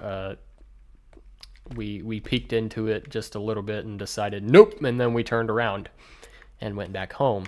Well, in today's episode, we will be exploring it and uncovering all of the diamonds that are in here. And after we're done uncovering all the diamonds that are in here, we're going to be going a little deeper if we have to, and we're going to be getting all the diamonds that we can. There's a slime. That's good news, actually. That means I'm right on top of a slime chunk, which, for those of you that don't know, is a chunk that will spawn slimes. A chunk of the world that will spawn slimes. Not every chunk will do that. I'm going to block off some of this lava. I think I'll keep the rest of it there just because it is lighting up a lot of this cave for me. That is a decision I may come to regret. Whoa. All right. The caves in this game are crazy. The caves have been like this for a little bit now. I think like 2 or 3 years at this point, but it still can be pretty awe-inspiring every now and then. Little factoid about diamonds, gang, is that they tend to not want to spawn exposed to the air. Or they tend to not want to generate exposed to the air, and when they do, they actually, generally speaking, generate in lesser amounts. So I do think there is going to be quite a bit of aimlessly digging through stone or deep slate rather in this video. I would like to knock this guy into the lava. I'm getting shot at from somewhere. Right there. Hello. I would like for you to not kill me, please. I can't see him because it's really dark. Oh no. Okay, we're fine. I just freaked out, but it's alright. I forgot the fact that I forgot about my shield. There. Not a problem. That's a problem. I hate those things. They're so fast and they're really hard to hit. Oh man. There's more. I don't have a bow or any ranged attack whatsoever, so I kind of just have to close in on them with my shield and then finish them off with the sword. Oh man. I'm taking a lot of damage that I really should not be taking. So I need to light this place up. There's a creeper. I need to run. I need to run. I need to run. I need to run. If I so much just get breathed on right now, I will die. So, okay. He lost me. Stakes are high in hardcore because mobs do more damage, and if you die at all, you die. Right? So, I'm playing it a little safe in today's episode because this is the most familiar with a bunch of mobs that I've allowed myself to get so far, and well, to say the least, we are getting pretty gosh darn familiar. That's for sure. So, okay, he's gone. I'm gonna keep lighting up this area so that I don't have to deal with any more of his kind. At least not immediately, right? Are we good? I hope we're good. Cool sword, bro. Don't break my shield, please, or my life. Definitely don't break my life. Okay, so fortunately there is quite a bit of durability left on my shield. Apparently I have the attention span of a goldfish. That's fine.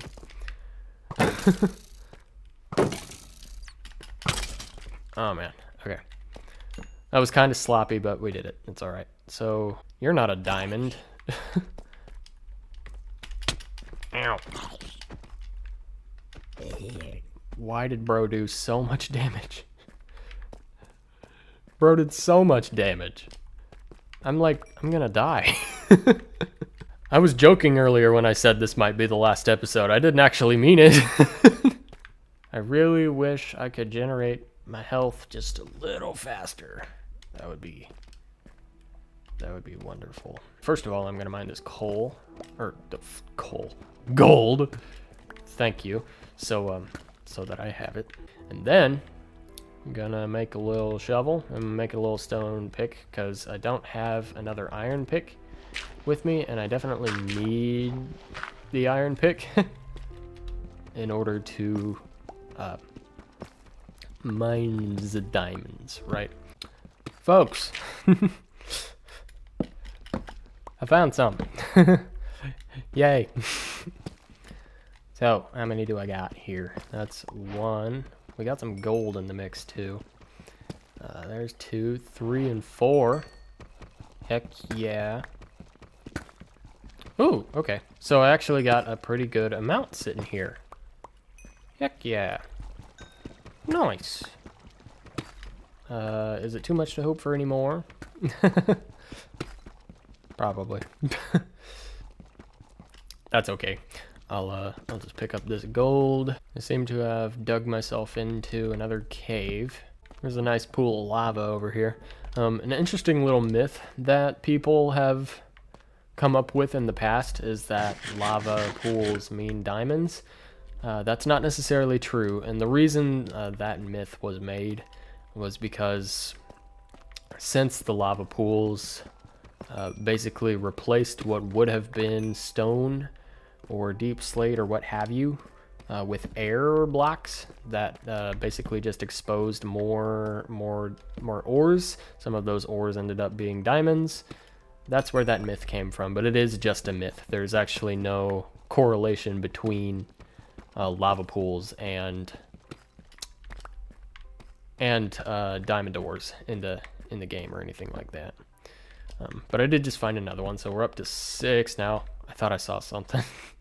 I'm really on edge after I got in here and those mobs took me down to like 2 hearts. Go away. Go away. Thank you. Excellent. Now, diamond for me, please. Is there another one? It doesn't look like it. So yeah, that goes back to what I said earlier about the fact that diamonds don't really like to spawn exposed to the air. Ooh! That worked out well for me. How many do we got over here? Looks like just 4 of those. Still, that was lucky. Hey. All right. Ooh. Hello. Hello. Okay, I want to find one more vein. I want to find one more. We're a little low on pickaxe durability. So, hopefully... Oh my god. Perfect. Exactly what I needed. I'm picking all of these up and then I'm getting out of here. This is quite a lot, too. Whoa. Okay. Dang. Yes, please. Yes, sir. I'm taking all of this. I'll gladly take this. All right, I'm getting the heck out of here now. There's a lot of windy paths that I made. How the heck did I get in here? I don't even know. I forgot. I'm not gonna lie. Okay. I don't remember how I got in here at all. Was it this way? I sure hope so. But I don't actually know. Oh, hello.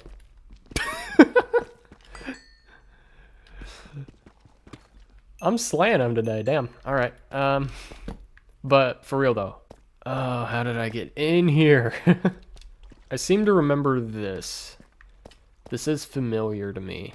I may just have to say screw it and start digging up. I'm gonna start tunneling upward, and hopefully I don't tunnel up into anything horrible. Or even into a big, massive, really dark cave. That wouldn't be very good either. Did I really just dig into more diamonds? Oh, I did.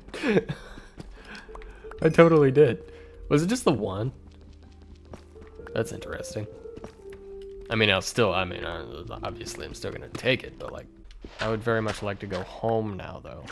Oh, you gotta be kidding me. Does this even go anywhere? I don't think it does. It doesn't. Goodbye. Go away. No. Stop.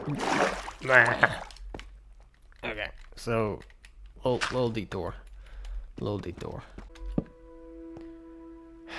I came out in a cave, which is not what I wanted to do, but it looks like over in that direction I can get out of here. So I really need to not die.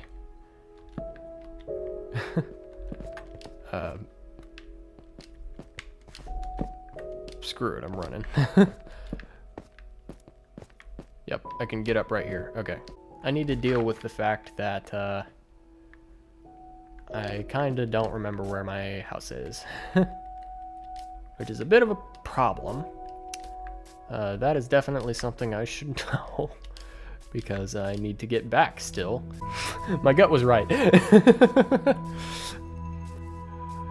Okay, cool. I made it. I'm going over there. You see that joint? I'm going over there. In today's episode, I would like to fix this mess. And by fix this mess, I would like to make it pretty, right? Starting with the thing that I said I was going to do multiple times already and still haven't done. But it's the thing I will get around to doing today. So, I will be starting by finally putting a border on this here bridge. And it's gonna look good. I think the color contrast between the cobblestone and the granite is nice enough where it won't be too crappy, right? And not too crappy is all I'm going for, honestly. Because building isn't exactly my strong suit. I'm sure I've already said that before, but it's not the thing I'm best at, and it's aight if it's not perfect. Not really looking for perfect. I'm just looking for decent enough, right? So, anyway, with this, decent enough will definitely work, because really all I want to do is, I'm sure you can figure out all I want to do, because it's honestly not complicated at all. Actively doing it right now in front of y'all's faces, right? Yeah. And just like that, we already got thing number 1 done. Cool. Awesome. Honestly, just with that little border, it already looks way better, right? Yes it does. Thing number next one is I want to, well, actually what I should finish first is building up the walls. So I'm wanting to make these walls like double as high. Not these walls, because I'm just going to put a roof on top of this. But I think it would be better if I built up these walls first.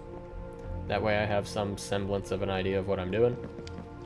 And then I'll start the actual roofing of this house. I'm going to get a bunch of oak, because I'm sure I'm going to need some of that for the roof. I think I'm thinking about using deep slate for most of it, and then having like oak highlights kinda, because I think the deep slate tile blocks look a lot like shingles if you put them on a roof and you use like slabs or stairs. Honestly, well, I don't know.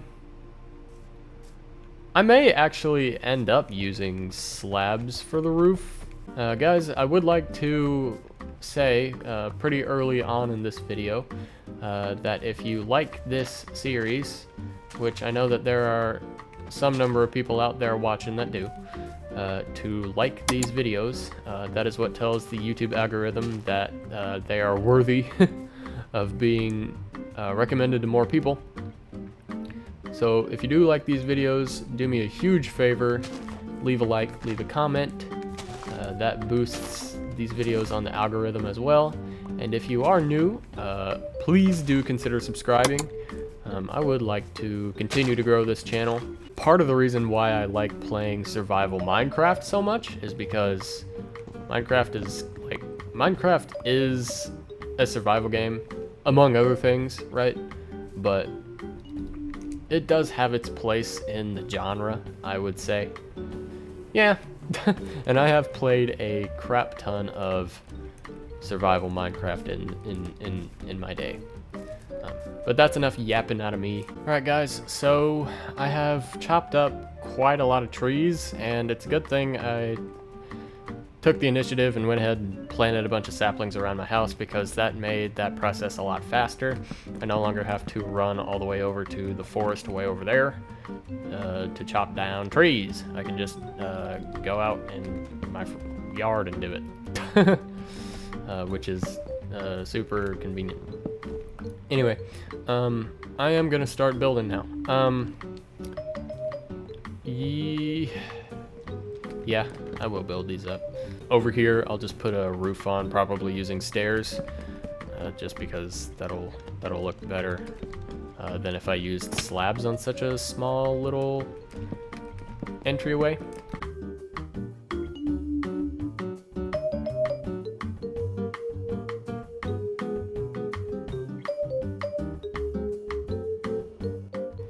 Definitely need more birch, so I'm gonna go get some more.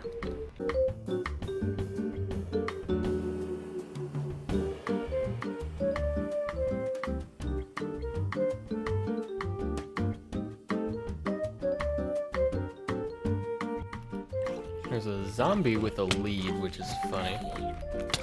I guess a wandering trader got. I guess I don't really know, because the wandering trader's literally right there and he's fine.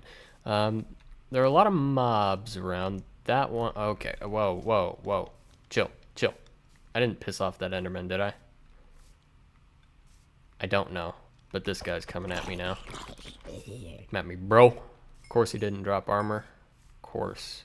Walls are officially up, and I still got a lot of birch to spare, which is not a bad thing at all. Because I'm sure I'm going to be using it for something. Anyway, all that's going to go in there. I'm going to take out that, and that, because I'm going to be using quite a lot of this oak stuff now to work on the roof. And I think I'm just going to do a stack at a time, because I don't have a whole lot of this stuff. And I would like to make it count. That color contrast is pretty crazy. I feel like it clashes, but I also think it makes for like an edgier sort of vibe, which I don't hate, honestly. I really don't hate. Also, when I get a hold of some spruce wood, I'm gonna change out these doors. because I really actually like the spruce doors quite a lot. The best doors in this game are the spruce doors and the dark oak doors. And if you disagree, you're wrong.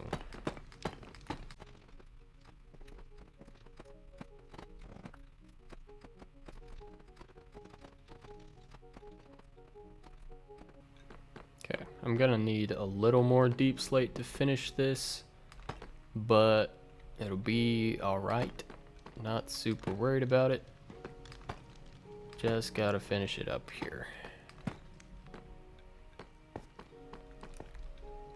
Okay, there's that. I'm gonna have to fill in that little hole there with some birch. So I am gonna quickly grab some, but so far so good. You know, it don't look half bad. The thing I hate the most about it is honestly the doors, but I already talked about the doors. Y'all already know the deal with the doors, okay? The way I want to do this now is I actually want to continue this dirt staircase up. If I just use this, it's gonna get annoying because my plan is to build the roof, like the climax of it is gonna be here, obviously, in the middle. So it's gonna get annoying when everything is all built up and I'm still using that pathway to get up there.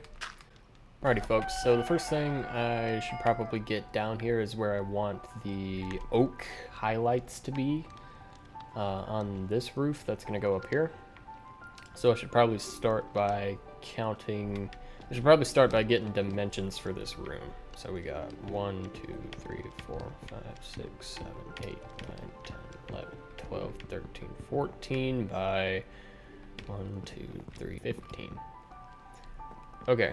So, that being the case, that actually divides up not too shabbily. That honestly scared the crap out of me. Alright, so now, if I do that over here,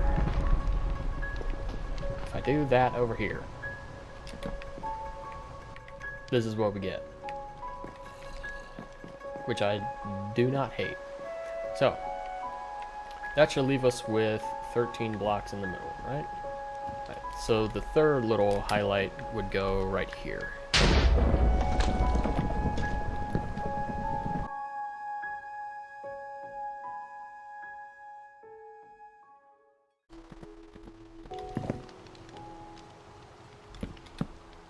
Just like that.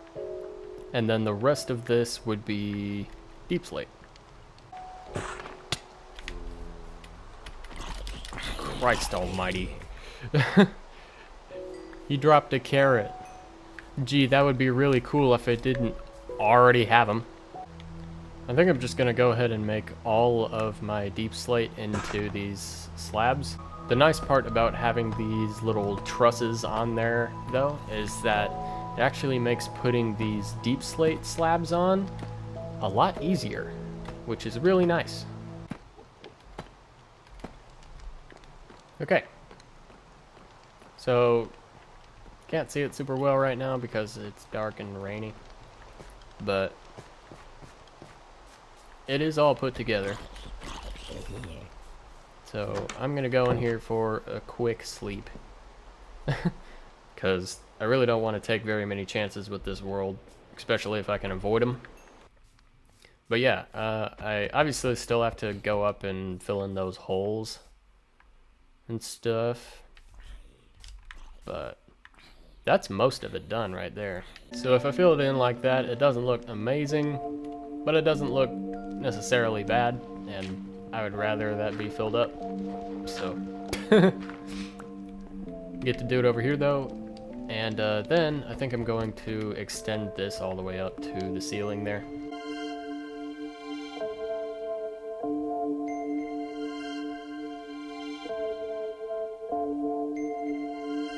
Alright, and that is the roof pretty much done. I still have to do this. Hold on.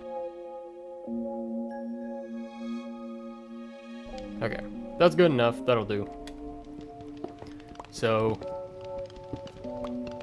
yeah, I would say the main structure of the house is complete at this point, and I kind of like it. But obviously there's still one huge thing we got to deal with, and it's the floor. And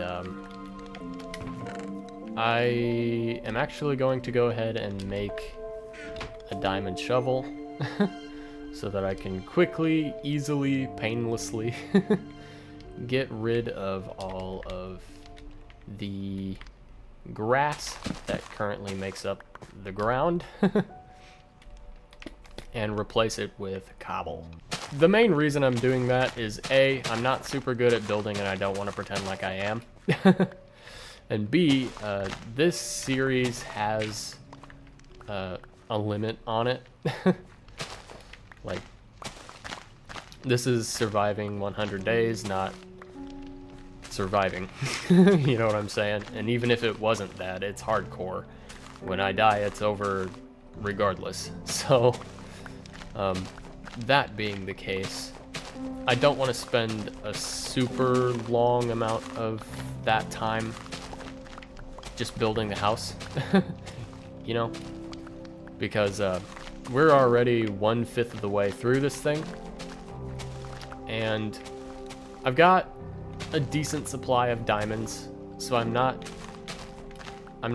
dissatisfied with where I'm at, but I would like to get the ball moving a little bit.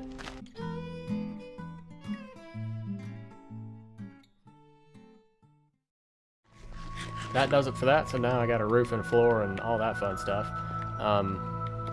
There is one more thing I want to do in this video. I'm going to make a little, like, walkway path thing between the house and the bridge, and then I'm going to cut a path between the bridge and the village's path and join it up there.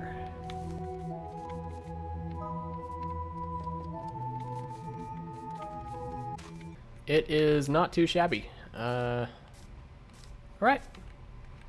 That is gonna do it then. In today's video, I would actually like to expand on the house a little more. I know that's what we did in the last episode, but I don't really care. So, I'm wanting to put a room right here, and I'm basically wanting to fill it with a bunch of smelting devices, and I don't just say furnaces because I want there to be, like, multiple things in it, like blast furnaces, smokers, as well as just regular furnaces and stuff like that. And the reason is because at present I only have one. So, and I need a place to put a bunch of them. So, that is what we're going to be doing today.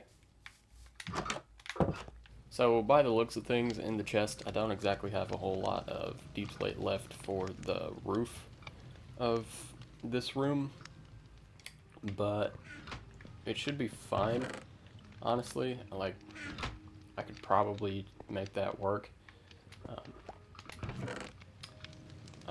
It looks like I'm going to need to go get some more oak stuff.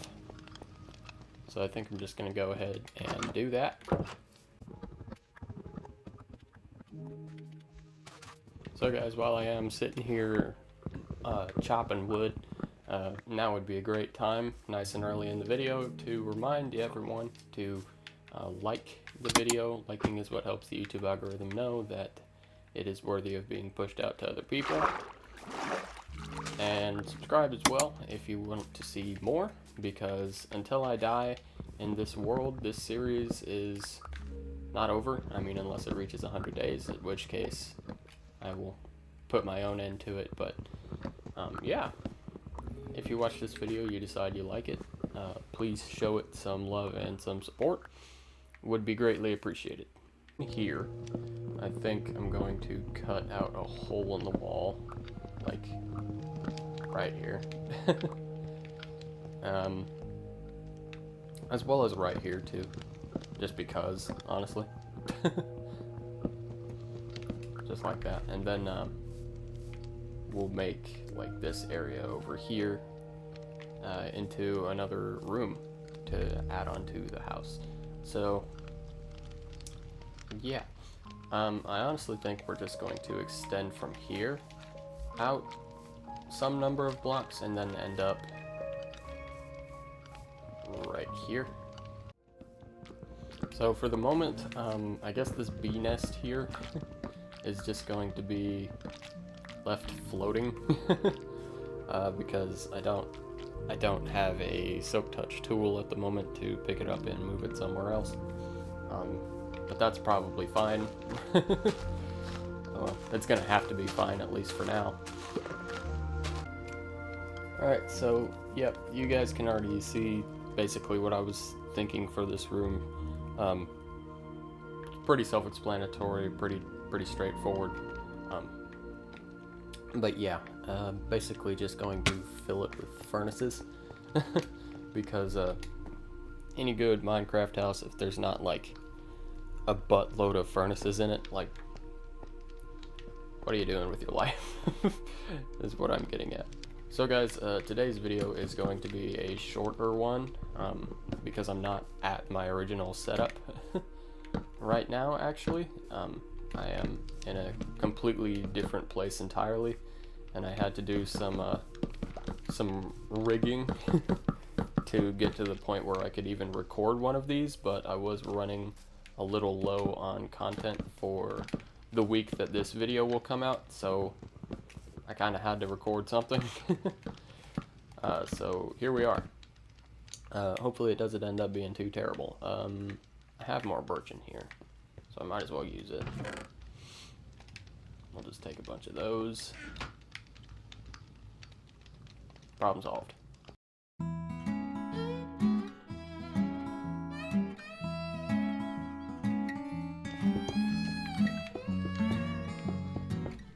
Okay, floor's down. Really just need to get the roof on now.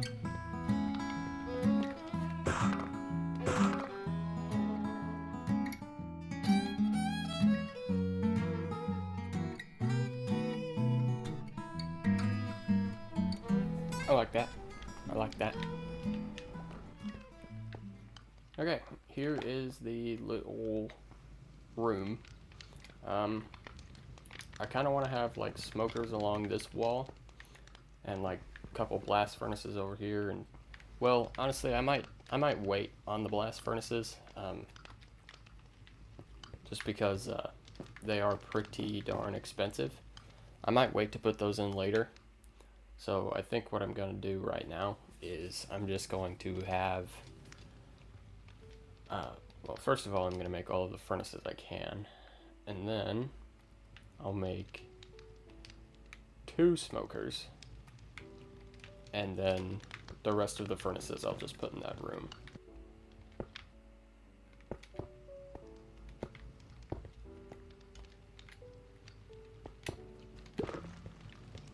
Alright, there's all of that. But the room is still pretty empty, so I think I'm going to make a bunch of barrels and just kind of store them in here. And I'll probably keep like fuel items in them. There, I think literally just with that, it already looks much better.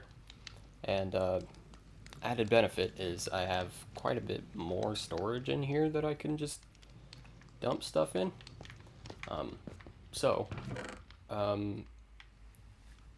I think any like excess food or any stuff like that that I come across, I will throw in here. But for now, what will definitely be thrown in here is coal. Just because in here is a good place to keep it. So, yeah. That'll do. Okay, literally just capturing this bit for the bit.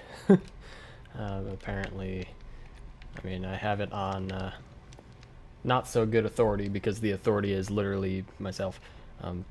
I just personally like it when the creation of the first diamond pickaxe is actually included in the footage. So, I don't know. Could just be a me thing. Anyway, hello everyone. Today we are going to be attempting to get into the nether.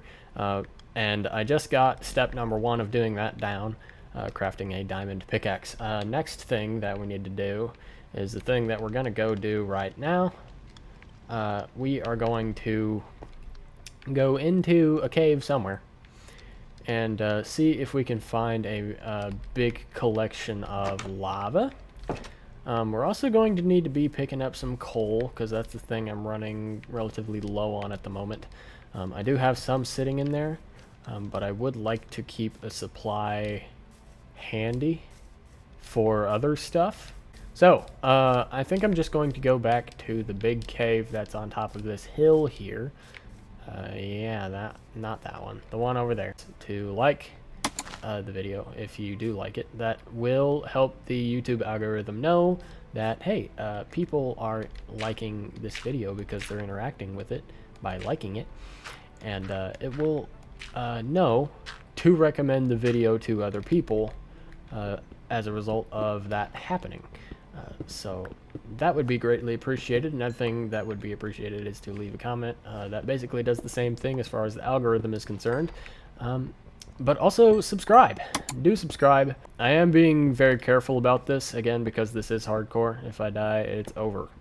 Not only do I lose this world, but I lose this series. And that means that I'm going to have to move down the list of planned content. Alright, so looks like there is actually a smaller extension of the cave in here. If this wasn't hardcore, that's definitely a thing I would totally do. But it is hardcore, so we're not doing that.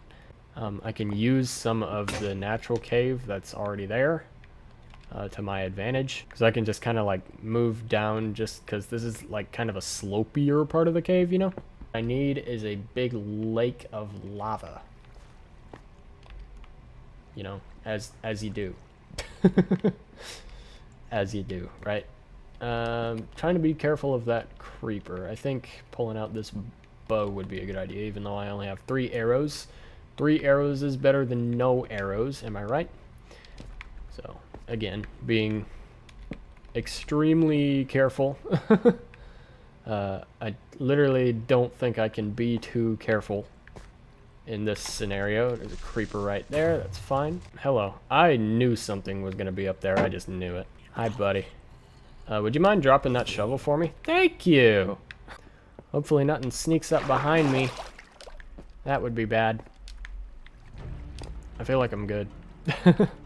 But again, I don't want to be well, you can't really be too careful is what I'm getting at. But we have hit the deep slate layer. I just saw some deep slate there. So we are ever closer.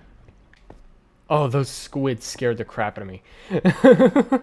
Genuinely. They shouldn't have, but they did. Because I saw that color scheme and my brain immediately went warden. But no, they're just stupid squids. Okay, regardless, not super helpful. Unless I can find some cave entrance over here somewhere that goes deep. Kind of want to have my shield up at all times, just in case a creeper appears out of nowhere or a skeleton shoots an arrow at me. So further down here a little ways, it looks like it's kind of the same story. At least so far, with the lava. That lava over there is kind of useless to me because it's flowing lava. I need a still pool of lava. That would be the most ideal situation. Okay, yeah, this cave is huge. Wow. Damn. Holy crap. Wow. Guys. This is crazy. This cave is... There's bound to be lava over there. There's gotta be. Okay. That is a long ways off, though, and there is no telling what lies in the darkness between here and there, so... Oh, man.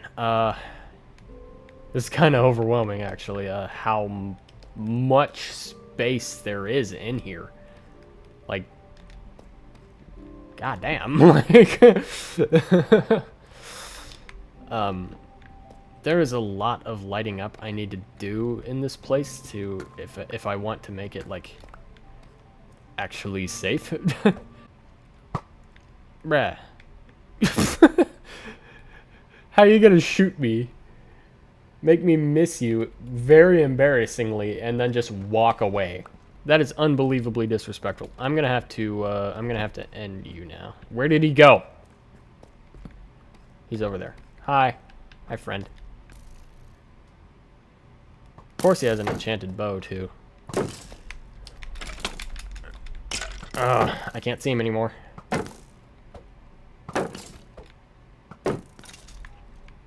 Okay, I got him. Did he drop that bow? Of course not. Okay, Enderman. Again, super jittery. I don't think he's mad at me. Because I don't think I actually, like, technically looked at him. But he is freaking me out, I'm not gonna lie. I'm also very low on food. Like these 4 beef is what I got. So that's not great. There he is. Hi, bud. Would you go away, please? I don't want to start crap with you. I really don't. Let's just start moving in the general direction of the lava again. Which is still much lower down than I am. But I think I can actually just walk down there now. Yeah, it sure does look that way. Another diamond. That's cool. Man. There's still all of these spots, like, right next to me where mobs can spawn, and I don't like it. I feel like that would be the least likely spot. There's a dungeon right there. I need to deal with it immediately. Okay. This lava being right where it is might actually help me with that, because that might mean it's too bright in the dungeon. Oh my god. He was right in front of me and I didn't see him. That scared the crap out of me. You can die now. Okay, back to what I was saying. This light from the lava is actually helping me. Of course it's a bloody skeleton spawner, why wouldn't it be? But that means it can't spawn, so we'll just take care of that. Goodbye. Alright. What's in here? Just out of curiosity. I will take that. I will take that and I'll put it right there. I'll take the coal. I might as well take it all, right? Might as well just throw all that in there and you can have that. Ooh, creepy music disc, as well as a saddle. That's fun. What's in here? Fortune 1. Whatever. At least it's got loyalty on it. I'll take this stuff. Definitely need to remember this is here for future stuff. But for right now, what I'm going for is over here. And I still don't see any signs of Skulk, even though I am under a pretty big hill, and I'm definitely deep enough where Skulk could appear, but I'm not seeing any, so that is good. Definitely good, and I have made it officially. That is perfect. That is great. Switch out to the diamond, and let's do this thing, shall we? So, I'm just gonna let that spread all around. Get some obsidian, nice and formed right around here. A little more over there, because why not? I got 10 stinking obsidian, which is all I need for a portal. So, now that I have all I need, I am going to get the heck out of here while the getting's good. Not wanting to waste any more time down here. I am trying to get out of here as fast as I possibly can, while also remaining alive, of course. So, I'm at the point now where I'm literally just trying to retrace my steps, which should be... Ooh, there's amethysts up there. I just saw that glowing one. This big cave has quite a bit in it, doesn't it? So that's cool. That's good to remember. It looks like it's on the ceiling. I was considering doing that to try to find some lava, because I remember in a couple videos ago on this series... No!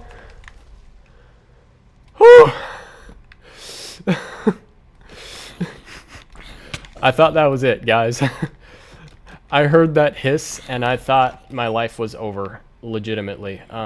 But thankfully, I crafted some extra armor and I survived that. That scared the bejesus out of me. I thought that was it. But I am still alive. Somehow. I know how I was still alive. Still a little taken aback by that, though. I'm not gonna lie. I thought that was it. I thought that was gonna be, thought that was GG. But turns out armor is good. Armor like saves you from dying from things. Yeah! Hello, everyone. We will be going to the Nether. But at the end of last episode, I was pretty light on food, and if I'm going to the Nether, I'm going to need that in abundance, obviously, so that I do not immediately die, because I cannot regenerate my health. Yeah, I feel like that is kind of important. I'm sure you can see by the state of my armor, but I have done a little bit of crafting and things off camera literally just now, right before I started recording, and you guys will see what I crafted for myself when I get back into the house, which will be in just a second. Have to finish murdering some defenseless animals first. Come here. Thank you for dying. Right here. I did craft the first enchantment table of mine, as well as a diamond sword for when this sword inevitably breaks. I have this one at the ready. So, I am going to cook the meat, and then I'm going to do as much like light enchanting as I can with the resources that I have. Obviously, like, not super stacked on said resources, so I'm not even really gonna bother like trying to make a whole lot of bookshelves right now. You guys can see this is not necessarily what I would call permanent armor. So I'm not super stressed about it.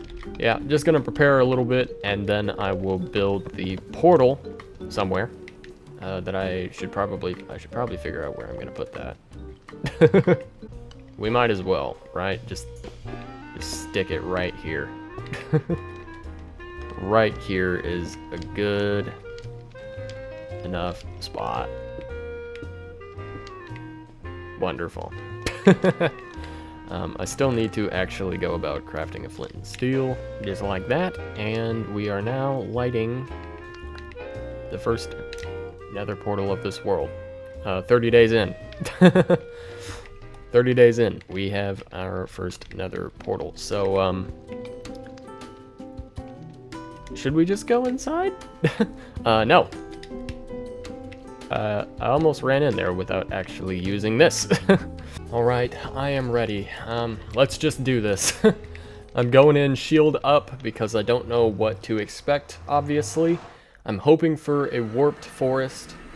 That is the blue biome in the Nether. Only Endermen spawn there. So it is by definition the safest biome in the Nether. Hoping for that biome for sure. Also definitely helps for farming ender pearls, which is a thing I'm going to have to do later in this series if I want to actually beat the game before the 100 days is up, which I do. That is the goal. I'm already hearing ghasts, which is... Oh no. Oh, this is horrible. This is like the worst biome in the game. The most dangerous one, definitely. I spawned right next to a bunch of lava, too. Oh, no. This is not good. I need more blocks very quickly before a ghast sees me or something else horrible happens. Very quickly want to board up the portal as fast as I can. Oh, no, no, no, no, no, no, no. Not like this. Not like this. Come on, man. My game is lagging. Okay. Get out of here. I've already got another one mad at me. Mainly worried about ghasts. Are you gonna follow me? Yeah, you are. Come here. Hi. What is happening? Okay. This is not good, by the way. This is really, really not good at all. Definitely a bad biome to portal into. Like, it was this one and the basalt delta that I really did not want, and it is this one that we got, which is so unfortunate. Okay. Not good, guys. Not good. I'm gonna need to pull out some more cobblestone, just so I have blocks to work with here. Okay, so the coordinates for this portal are pretty easy to remember, because it is very close to the origin obviously being 0, 0. Dang it. I'm really discouraged by this nether spawn, actually. This is not good at all. I don't know which direction to head in.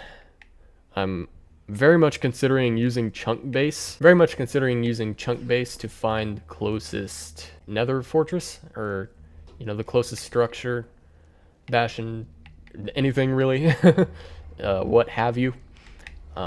Because seeing as how this is hardcore, I don't really want to just run around willy-nilly in the nether without actually knowing where anything is, because that is a pretty good way to die, but that also kind of takes a lot of immersion out of the game and out of the series if I do that. So screw it. Let's just head in the direction and try not to die. And see if we see anything, because that can only go well, right? What's up here? There's a basalt delta over there, which is the second worst biome. I got the worst 2 biomes that I could have gotten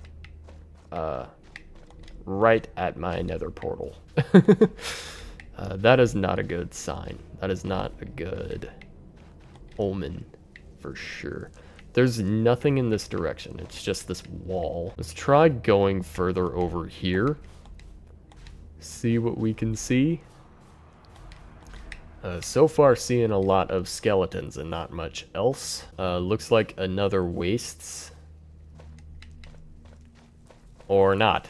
Oh, okay, never mind. It is another wastes. I saw the red and I immediately thought Crimson Forest. But it is obviously another waste. I am just stupid.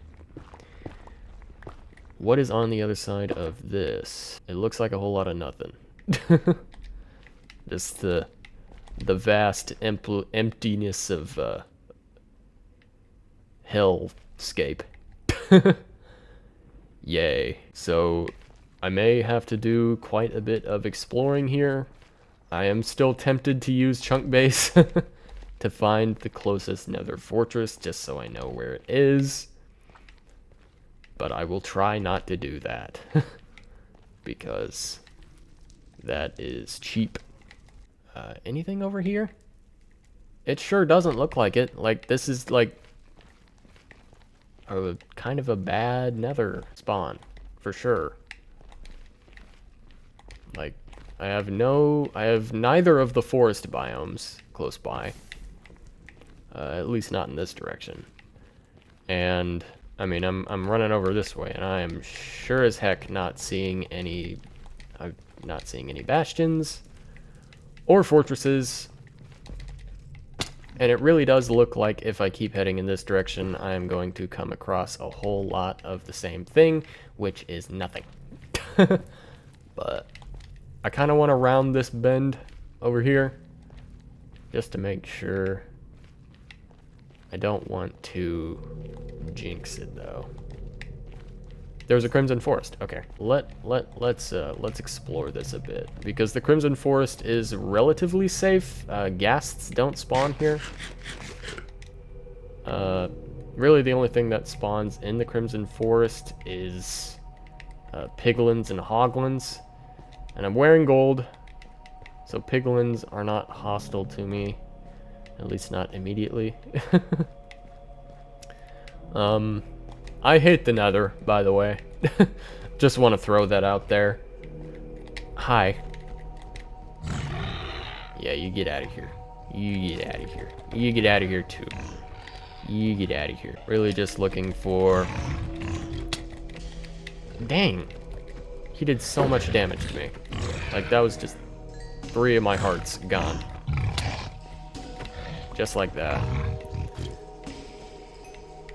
What's up, fellas? I appear to be experiencing some lagging, which is not ideal. Not ideal in this situation at all. I really need to find a fortress. Where is it at? Come on, game. I don't really want to go up that way, but there is a lot of area over here I could explore just by walking. So I'm gonna do that.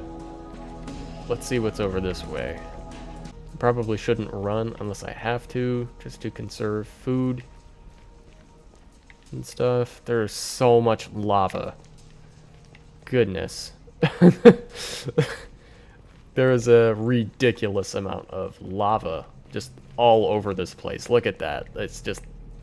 wow. Good lord. Incredible. Absolutely incredible. There's gotta be something over that way, right? Other than lava. There's just more lava. Because of course there is. This whole damn place is just lava. So the thing about nether fortresses is that you could actually wander like multiple thousands of blocks without finding one.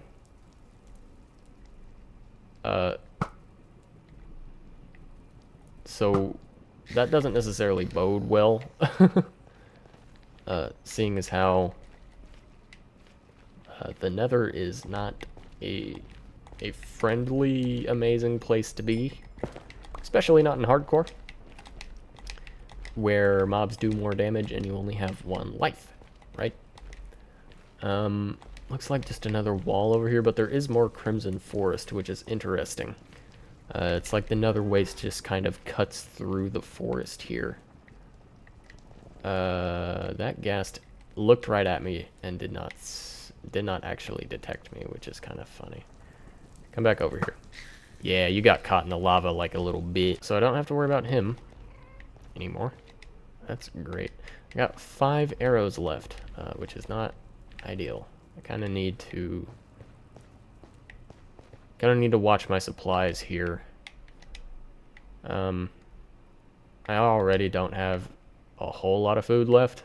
Let's just go around this way. Keep heading this direction.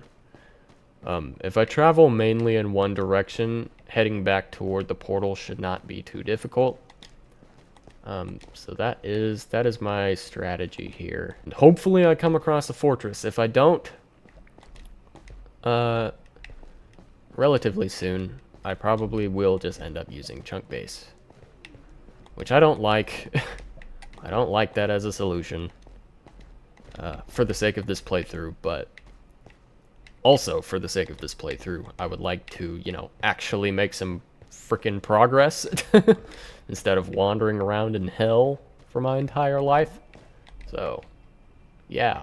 Are those nether bricks? They are. Okay, cool. Found fortress. I still have this golden apple, which is really good. Hopefully we'll not have to use it, but let's be honest, I'm gonna have to use it. I already know. Such is the nature of these places. This tree just kind of grew in the entrance of this place, which is not ideal, but it can be worked around. Kind of need to remember these coordinates too. I traveled 700 blocks, are you kidding me? I didn't even realize it until I just looked at the coordinates again. Wow, okay. Damn. That sucks. Anyway, put a torch there just so I can see where my little tunnel is. And I'm going to take this place very, very, very carefully. kind of just torching up the hallways as I go so I know where I've been. These places are pretty, like, the nether brick just kind of blends everything together, at least on my monitor. Here's some nether wart. I will definitely pick it up.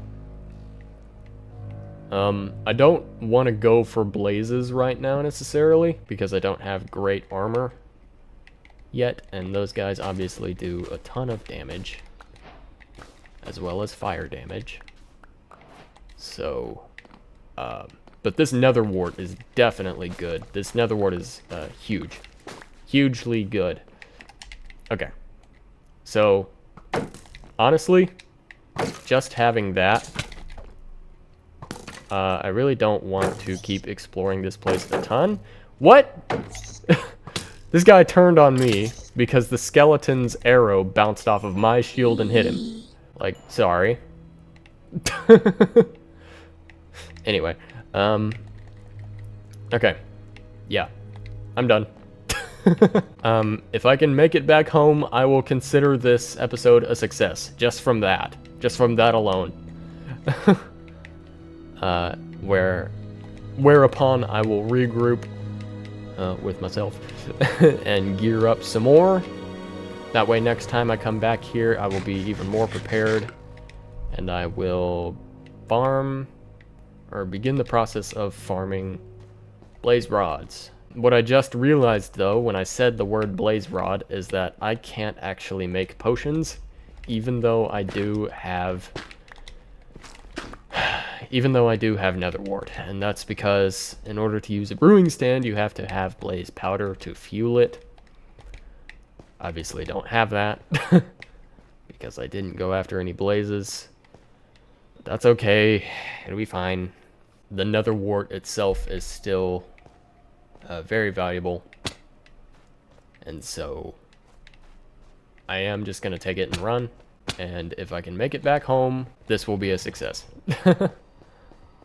So let's not get dead now. That wouldn't be good. That would honestly suck. After like after traveling that far and not dying, and really not even taking a whole lot of damage, all things considered, if I died on the way back and lost everything, I would be kind of pissed. Frankly, that would suck. That would really suck. I'm gonna have to deal with this guy. Whew. Cut that a little close. Did he drop a tear? No. Yes, he did. I want it. Lots of striders around here. Striders are, generally speaking, pretty darn useless, actually. Take me home. I want to go home right now. Get me out of here, please and thank you. Don't know who I'm talking to. All I know is that I want to make it out of here alive. That's all I know.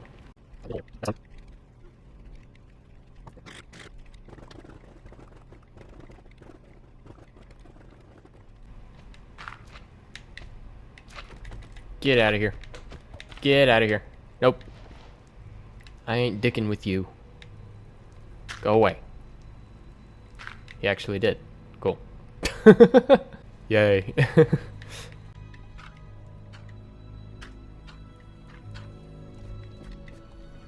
Okay. I need to start heading this direction. All the way to... Oh my god! Yeah, you get out of here. Anyway, this direction. All the way to, X0. If I remember right. I think it was literally X0 that my portal appeared on. I kind of need to find a good way down there. I'm just gonna take this fall. That's fine. Should probably run through here fast. I'm going way too far positive on the Z. So That ain't good. It's fine, I can kind of double back over here. Hello, Endy. I do not want to start fights with you right now. Okay. I'm seeing blue fire, which is familiar sight, obviously. And a basalt delta, which is also a familiar sight, obviously. So the final stretch looks like it's going to be the most dangerous.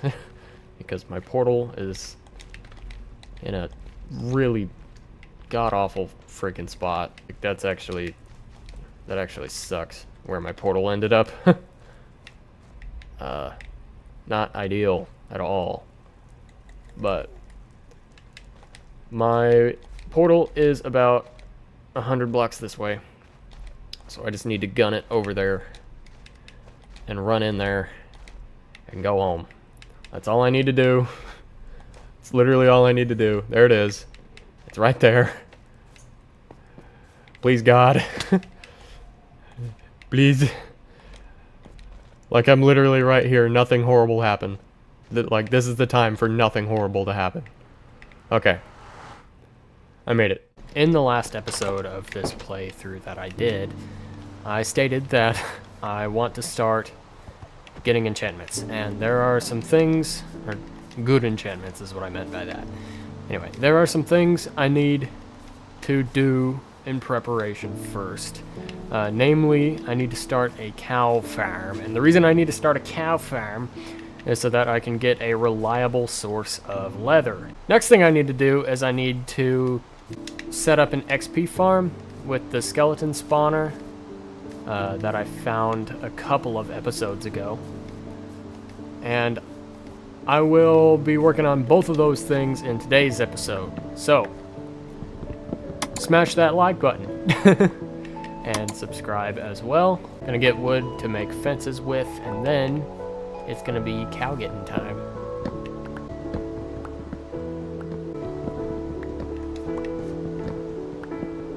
Here we have the pen for the cows. This is where they will go. So now, it's time to go get some dang cows. I need some wheat first, so I'm gonna get some wheat, and then we're gonna get the cows. Hello. That was easy. So the reason I did the animals first is because these guys will grow and stuff while I'm working on the XP farm, ideally. That's the idea anyway. So I just felt like it was more efficient to do it like this. So I can basically have this part do work for me while I work on the other thing. After I'd gotten the cows all penned up, I realized that I was going to need a lot more wheat, but fortunately, the village had a good supply of that. So I went ahead and went over to the village, harvested all the wheat that was ready to be harvested, replanted everything, and that was super useful. Also decided to start collecting leather at this point. Kind of just figured I should take it where I can get it. The trader llamas didn't really have much value outside of, you know, basically free leather, so I decided I would take that because I would need it for bookshelves later on.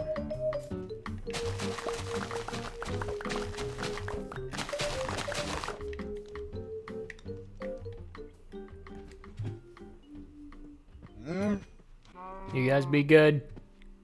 I'm going to the cave. Alright, I remember the last time I came in this cave, this is the direction I went to initially go in. So if I just go down there and retrace my steps, I should eventually find it.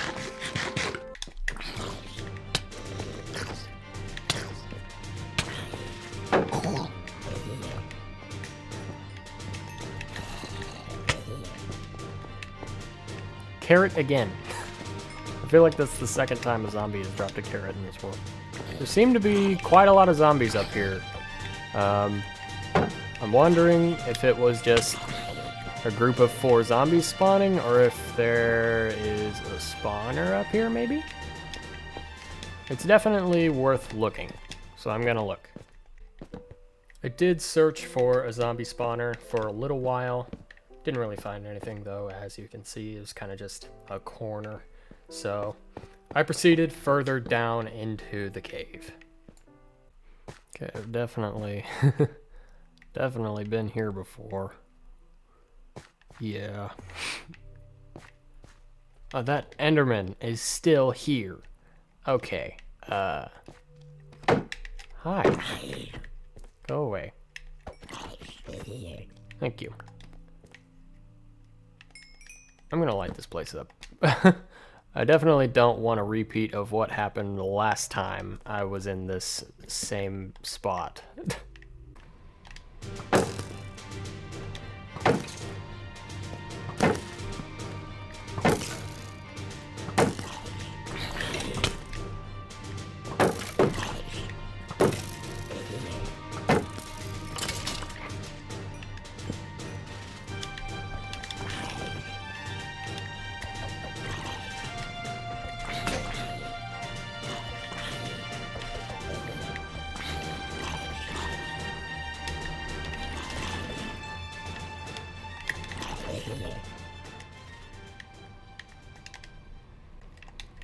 First thing I did after I cleared the area was I made an infinite water source right outside of the skeleton spawner that I found last time.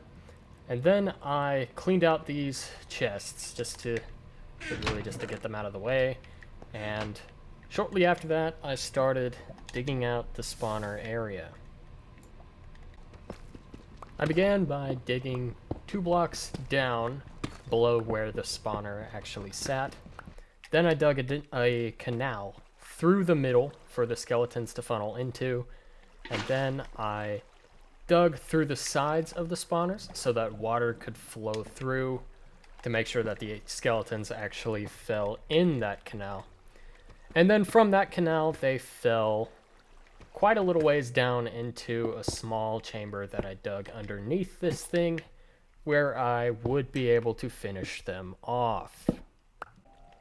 Okay, moment of truth. Let's see if it works.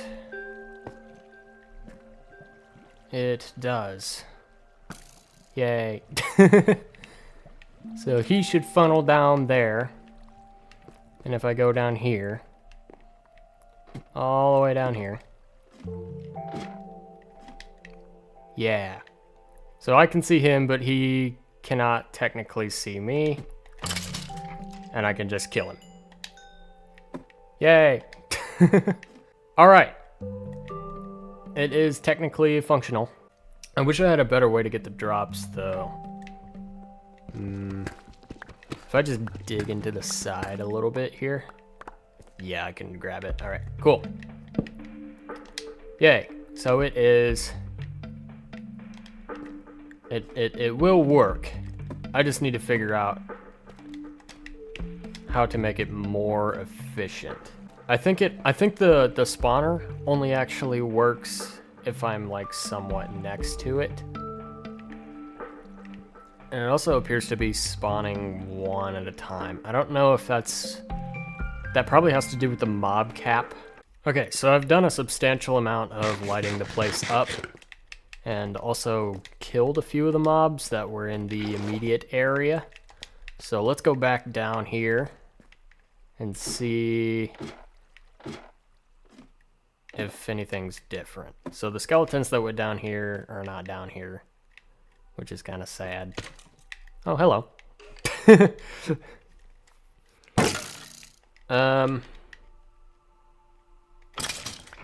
Okay, I don't have completely perfect protection against these guys, which is kind of a bummer. He dropped an Unbreaking 2 bow, so that's good. It doesn't seem to be going very fast, does it? I wonder why. Can you spawn things faster? Quite slow for some reason. I don't really know why. But it does work. Right? So, I think it has to do with how close I am to the spawner. Which, I don't know if there's anything I can do about. There probably is. I haven't built a whole lot of these. This is probably like the 3rd or 4th ones of these I've ever built in my life. So I don't claim to be an expert or anything, but it does work, and I'll take that for now. For the sake of this video, that will do. In today's video, what I would like to do is I would like to get this thing right here, set up with a nice set of bookshelves around it so that it's actually worth a dang. You know what I'm saying? Cause I know what I'm saying. And I know that I need this thing right here to be worth a dang. So, that is what we're going to be doing today. We are going to be gathering up all of the necessary resources to make as many bookshelves as humanly possible. Okay, maybe not that many, but a lot is the point, okay? So, some of you who have been following the series thus far may notice that the render distance is up a little higher, and there are also some more different kinds of button prompts at the bottom of the screen, and that is because I have switched over to the PS5. I am doing this series on a PS5 now, so hopefully that will mean good things. So far it definitely does. So, obviously we're going to need a lot of leather for the sake of making books for the bookshelves that we need a lot of. You guys might be able to tell we don't exactly have a whole lot of cows at the moment. Fortunately, breeding cows is not difficult at all, but over the course of this video we are going to have to harvest a lot of sugar canes for paper and kill a lot of cows for leather. So we might as well go ahead and start making some more cows to kill. Yeah, we're gonna get a lot of trophies today, I think. because PlayStation. Anyway, try to ignore that. Oh, see, I could not have noticed this because up until now I've been playing on the Switch, but apparently there has been a taiga biome over here this entire time, and I've been wanting spruce. But there also happens to be a pillager outpost of it. I am quickly gonna run over here. See, we already got leaf litter from the new update. That's pretty cool. Which makes sense because I have not ever been over in this part of the world yet until today. But I do want to quickly run over here and grab some spruce wood. Steering clear of that place for now, because I don't have, you know, obviously I'm toting leather boots right now, and that's literally it. But I do want to run over here real quick and grab some spruce wood, because I've wanted some for a while, just so I can get the spruce doors, because they're really cool. Also, it's a bush. Last video in this series was recorded pre-spring drop. Oh my god. I'm sorry. We're getting a lot of trophies in this video. We're just gonna have to deal with it. Last video was recorded pre-spring drop, so we now get to enjoy the spring drop features in this world, which is all well and good. I actually did not do a great job of following the spring drop. Spring drop news. It's my understanding that a lot of the spring drop features are atmospheric and cosmetic, like namely the leaf litter and all of that. Real quick, while I'm over here, I kind of want to scout out this area for the pillager tower, because I'm definitely coming back here at some point, right? To take care of these guys. Pork chop. I got what I needed as well as a couple of saplings, so I'm going to go ahead and head back to... Oh, I want to kill you. I want to kill you. Please drop your trident. Please. You dropped a copper ingot, but not your trident. Okay. Anyway, hopefully by the end of this video, we will have a nice enchanting setup in the house, and I will be able to get some good enchantments on this pickaxe. Fortune would be great. Fortune 3, ideally. There's a baby cow over here, and I would like to just pick him up and bring him on over. Just for the sake of speeding things along that much faster, right?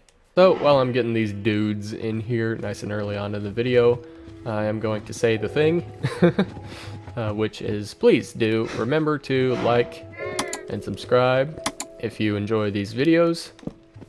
I enjoy making them, generally speaking. Oh, there's another chance at a trident. But yes, please do like and subscribe. I would greatly appreciate it. Yes! Okay, now you have to, right? Okay, this thing is almost broken, but I think an almost broken trident is better than no trident, especially considering we do have a mending villager over there. We do have a mending villager in this world, so I'm not worried about it. If I kill you, can I get your, thank you. Oh, he had a helmet on too. Sick. Okay, so taking some real quick inventory, it looks like I already have 42 paper, which I believe I need 9 paper per bookshelf, because you need 3 paper for, you know, a book, 3 books per shelf. You know, that's how math works, at least the last time I checked. I think the maximum amount of bookshelves you can have in an enchantment table setup is 15 to get up to level 30 enchantments. So if we quickly take 9 times 15, we're talking 135 pieces of paper. Now obviously this is not enough, so we're going to need to get some more paper. Now coming over here to the leather department, it's a little more dire straits, but we don't need near as much. We need 3 leather per bookshelf, and obviously 3 times 15 is 45, so we don't need near as much leather, but these are our item goals for today: 135 paper and 45 leather by the end of this video, so we can get all of the bookshelves we need. Breed some more cows. We're going to need them. Just wanted to give my very quick review of the Minecraft movie because I have seen it, and I feel like it's at least somewhat relevant, right, to what we're doing right now. I know a lot of people have their thoughts about that movie. I definitely do as well. So I'm going to give my 2 cents on it, if that's okay with everyone. I know there are quite a few people that probably missed the point of the Minecraft movie.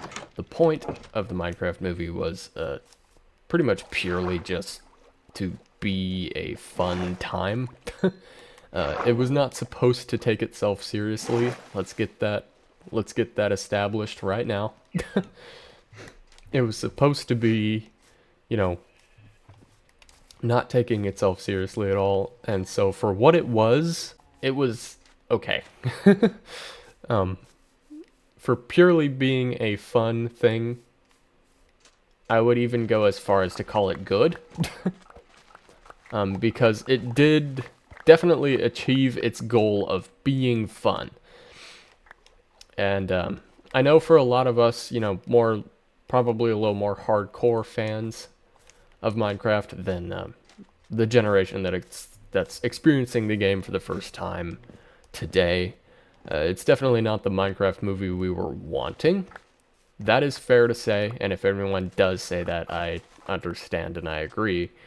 But that does not make the Minecraft movie that we got bad. Bone mealing sugarcane. In fact, I'm going to get that done right now so we can just move on to completely just being able to focus on leather. And just like that, we have already reached our paper goal. So we have all the paper that we need. I'm going to quickly come over here and feed the cows again. Because that's just a thing I have to constantly do to make sure that we're not really wasting any time. And we're always technically producing leather. Speaking of leather, we only need 26 more. So, honestly, I think I kind of want to just slaughter all the ones I have here and then maybe go exploring a little bit to get the rest of it and just kind of hunt from the lands. You know what I'm saying?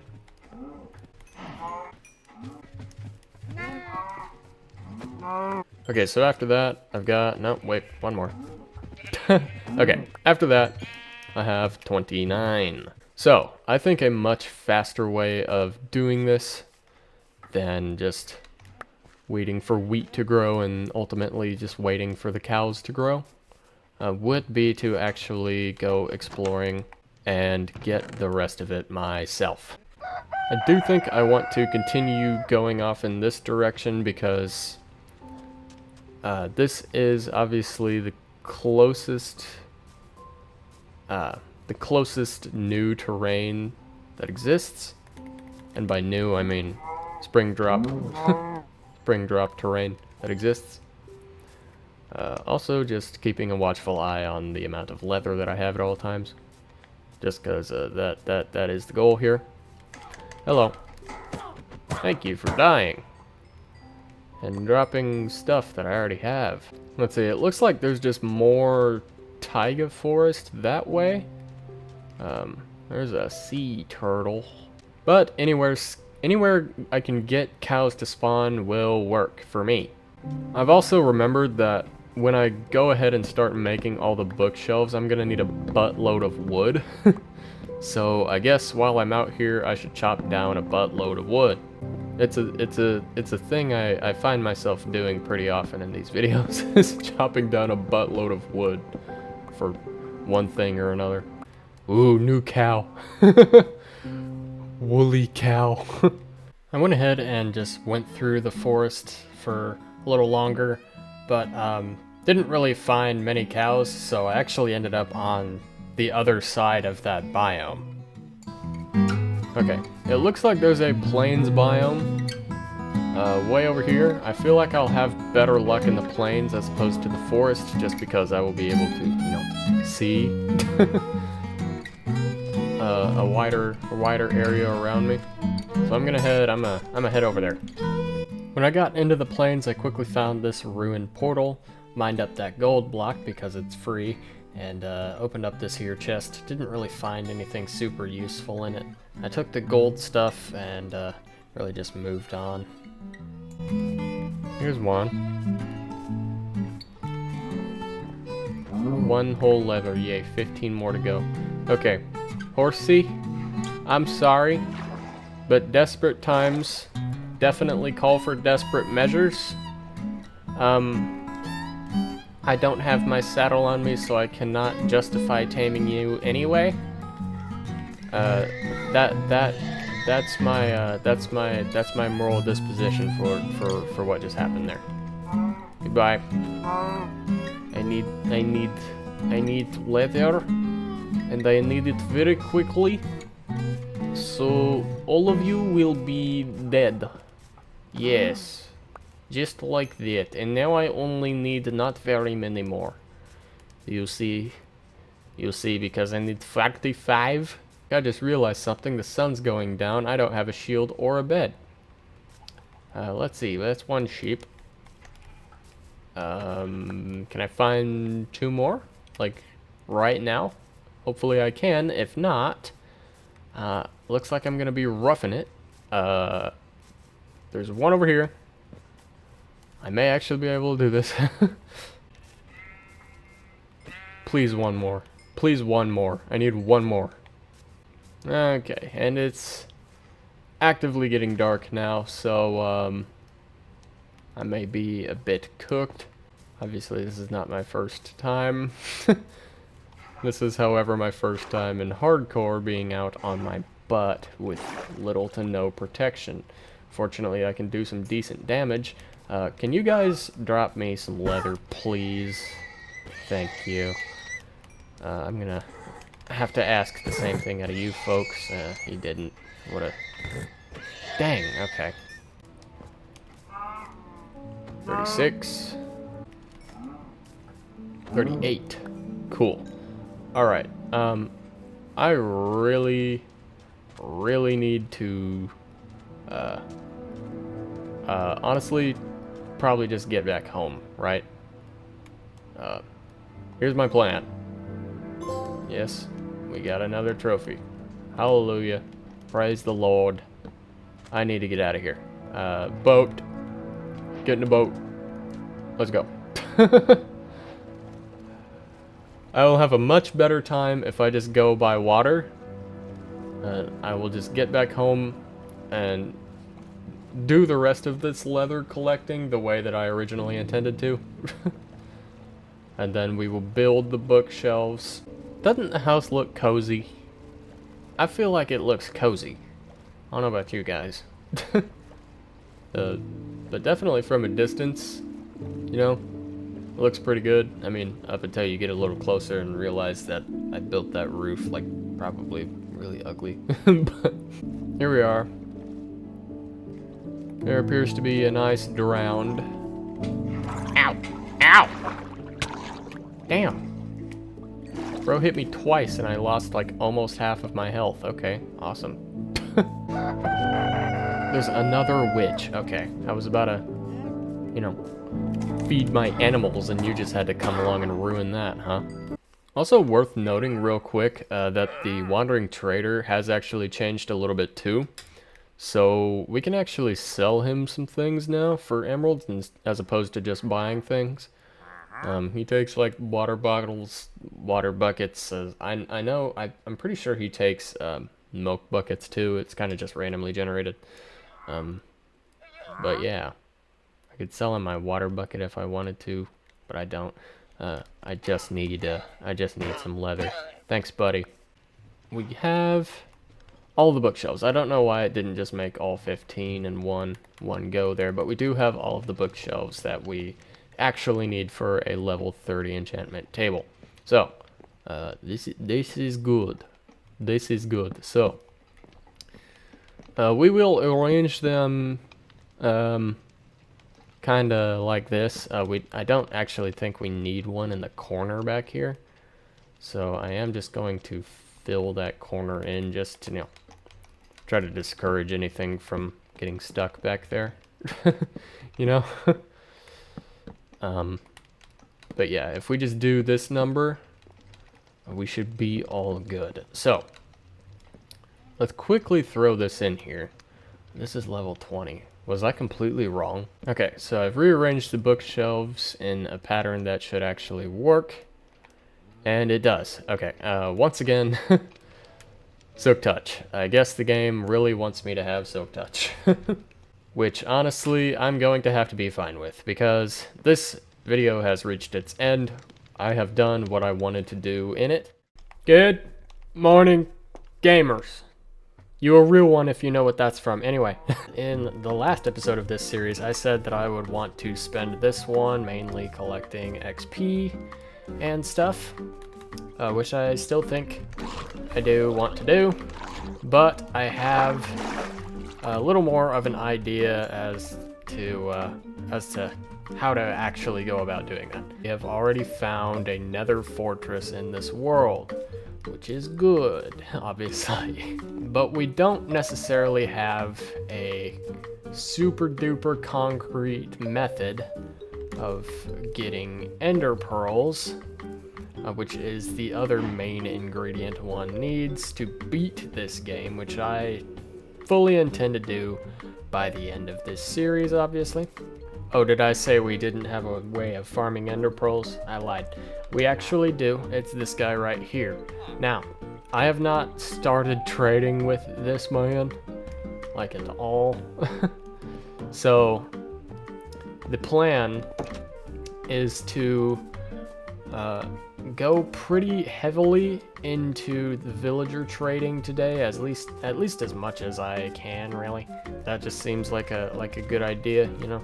And I will be doing that as much as I can and trying to. Oh, hi. Are you a? Oh no. Oh no. There's a. Oh no. We have problem. Hi.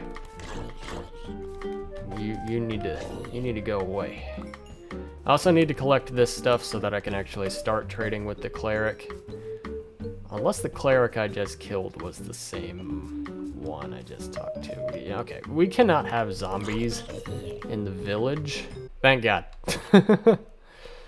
Okay, so the cleric's fine. That's good, because the cleric is obviously valuable. Just gonna check real quick to see how much of this stuff I have.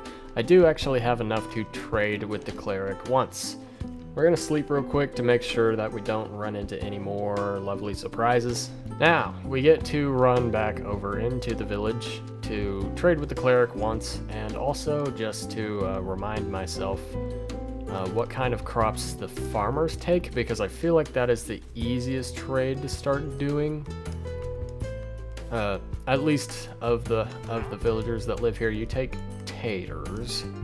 Here's the cleric. Thank you. Okay, I honestly have no idea what happened to the other farmer. He's supposed to be right here. I don't see him. That's awkward. Anyway, I guess it's tater time. I have another idea. One of the farmers in this village seems to have disappeared, which is unfortunate, but since it has happened, right, that means there should be a spot in this village that is open for repopulation. Just making sure that this guy is not the farmer I've been talking about this entire time. Okay, you are the farmer that I know I have. How good. The direction I should go here is to make a Fletcher, because one of the Fletcher's very early trades is a bunch of sticks for an emerald. That is an easy trade for obvious reasons. Getting wood is easy. It's easy. Okay? You know what I'm saying? For example, if I bought wood from the Wandering Trader, 8 logs for an emerald right now, and made all of those logs into sticks, I could then take those sticks to a Fletcher and make a lot more emeralds. That's just an example of how much of an easy trade it really is. So, I feel like that's something I should go for. It sounds like a good idea. I need to dig some gravel, though. Oh, hey. Thanks, game. The game made that easy. Quickly mix the fleshing table, and then we will get right down to business. Just like that. There's an Enderman in my house. Hello. How did you get in here, buddy?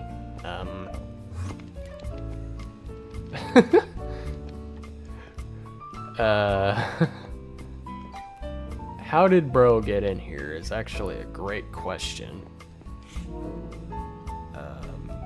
I wish I knew how.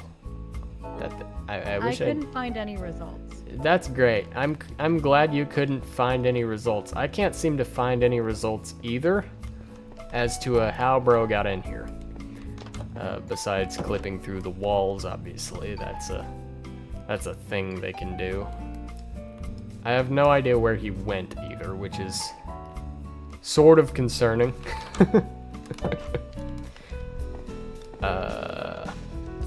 Yeah.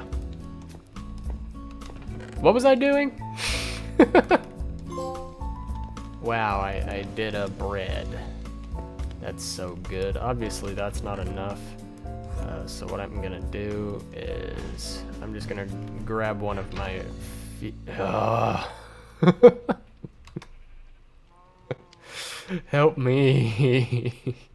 Make this make sense. Please. There. Peace at last, right? No! No!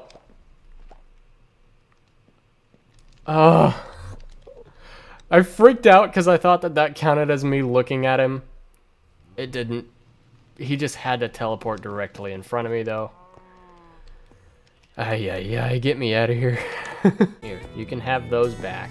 There has to be an empty spot in this village just because I know a farmer disappeared, right? You want to mingle with some people and maybe, you know what I'm saying? Maybe start something. Maybe.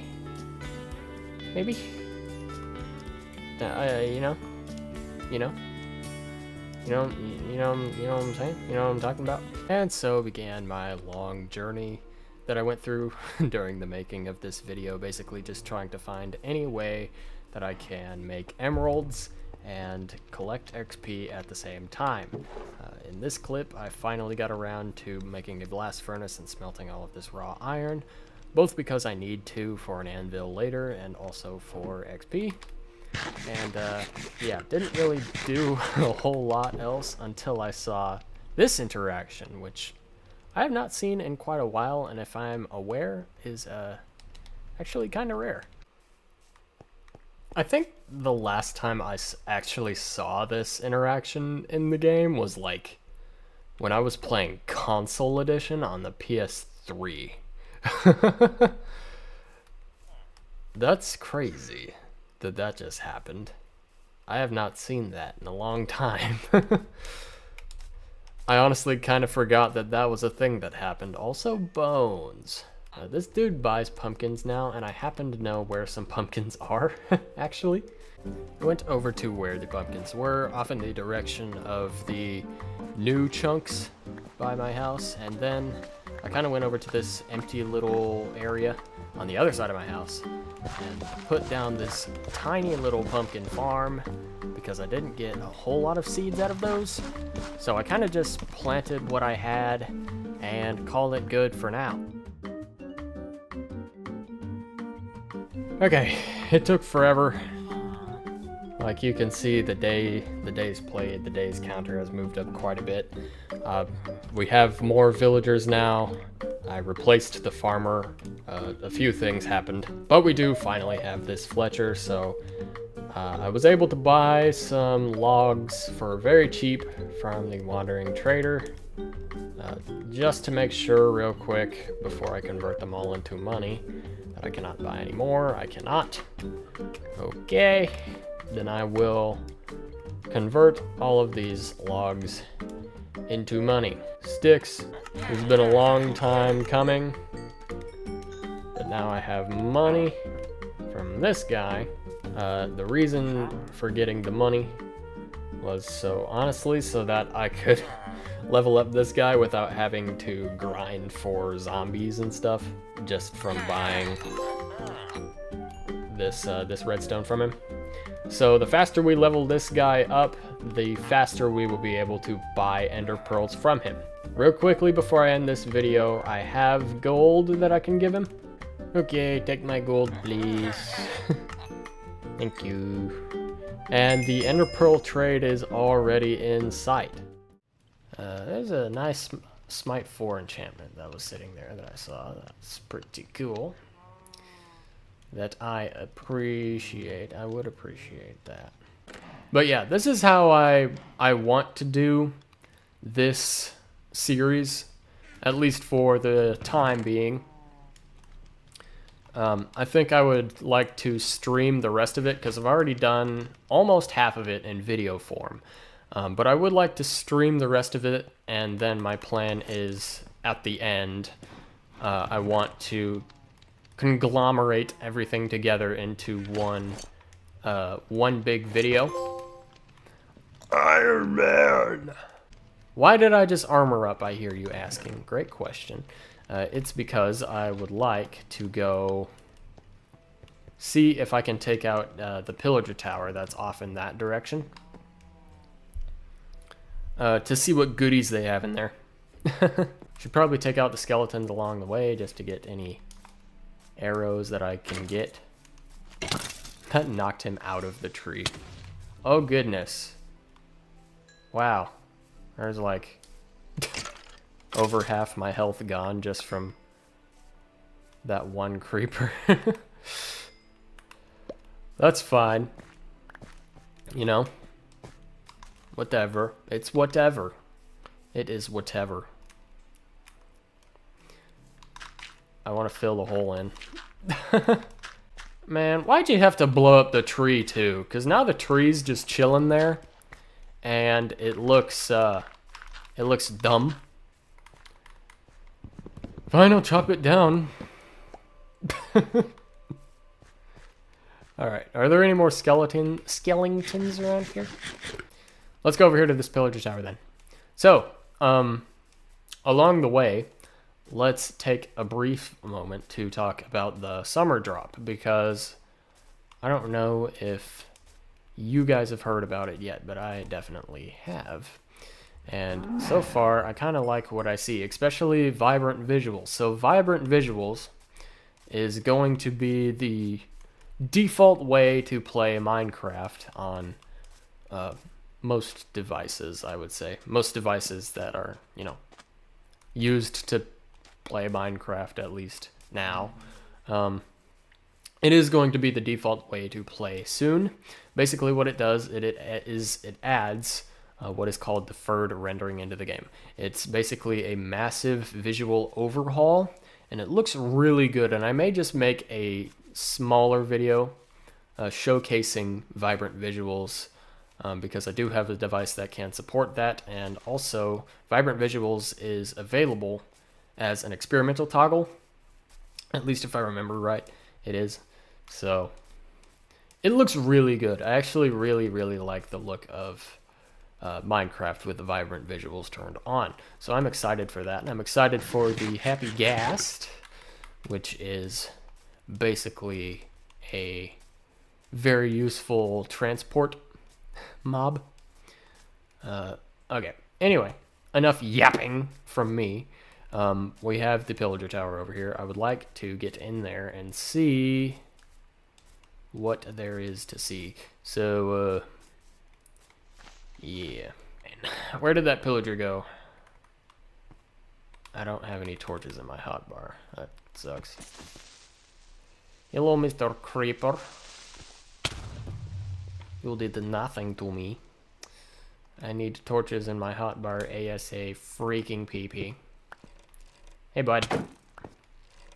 How did I take damage from that? Even though their shield was definitely put up. Oh well. Hi, Toots. Yeah, I did take damage from that. Does his crossbow have piercing or something? It might. It might do. It might do. But he's dead now.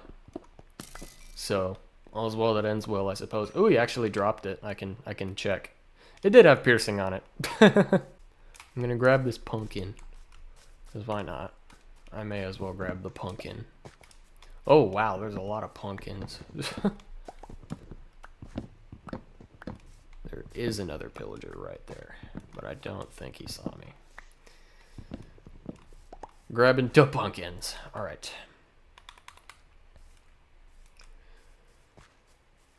Okay. I am going to find the entrance to this place and board myself in so that they can't follow me in. There's a hole. Ah! Goodbye. I heard another one somewhere. Where's bro at? Can the pillagers even get through this entrance? No. No, they can't.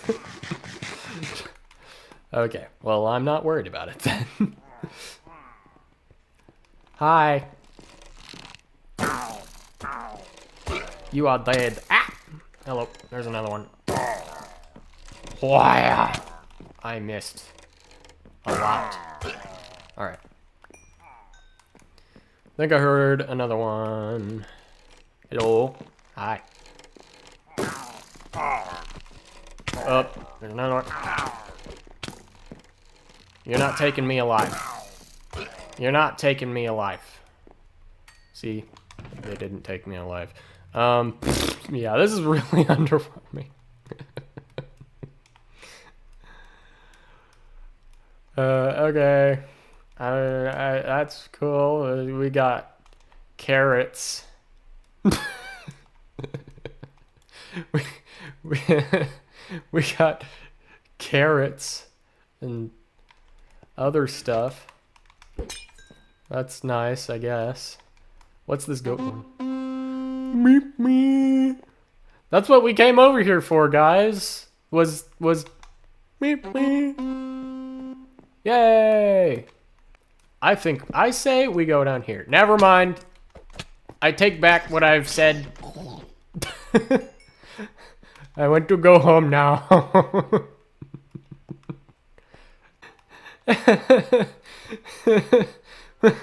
What is this? What? What is this? Hi. It seems you have,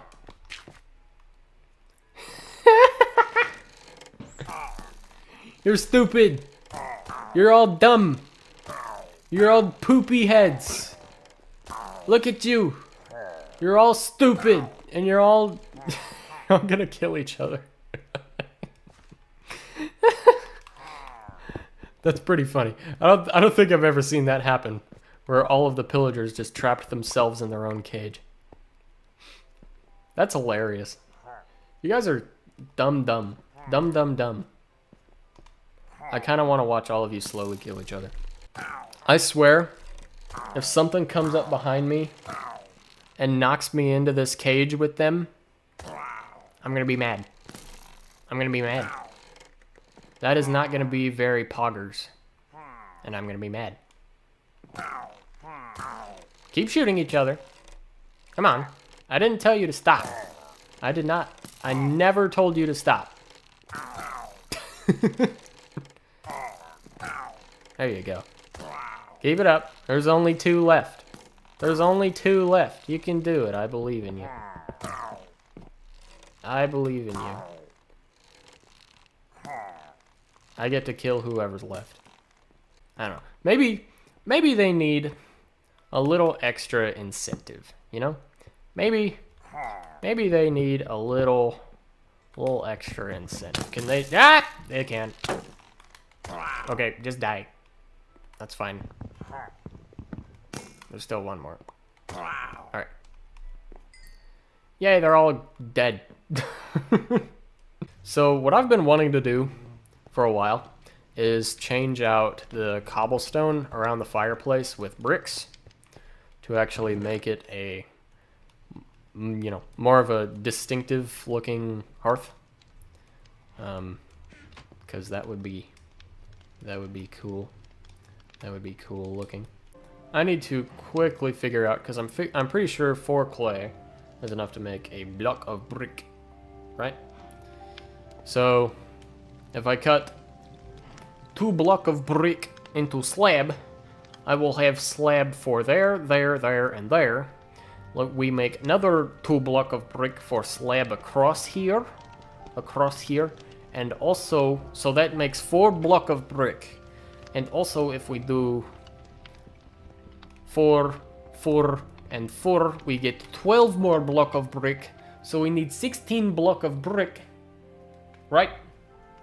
So if we need 16 block of brick, we take 16 times 4, which if I do math and brain, I can't do math today for some reason. My brain is not working.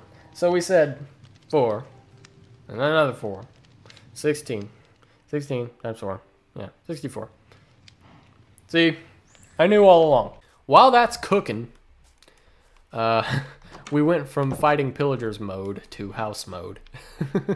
But while that's cooking, there are no windows on this house at all.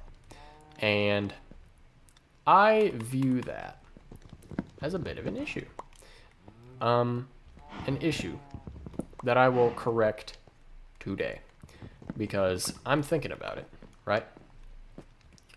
Oh no, cow in house! Ah! I did not account for cow in house. I'm sorry, cow. Get out of way. Do I have sand? Is my next question. Do I possess sand? No. No, I don't. So, I guess I'm gonna go get some gosh darn sand. Hey, look. Hey, look, the glass is done. Let's put the windows up before I have zombies crawling through my walls. Here we are. Okay. We'll put those on first so I can finish these without cow in house. Yes. No cow in house, please. Boom, boom, boom, boom. We boom the windows in, and the windows shall be boomed. There. Glory. Glory, glory. Hallelujah. Wonderful. So now we have little window. And before too long we will have hearth that does not look like crap. Un stone. Because I want an armor stand. I mean, currently it would probably just be holding this armor, but I still want one. I definitely have a saddle, right? Oh, I do, and I have armor as well. Oh my goodness. Hello. You are horsey.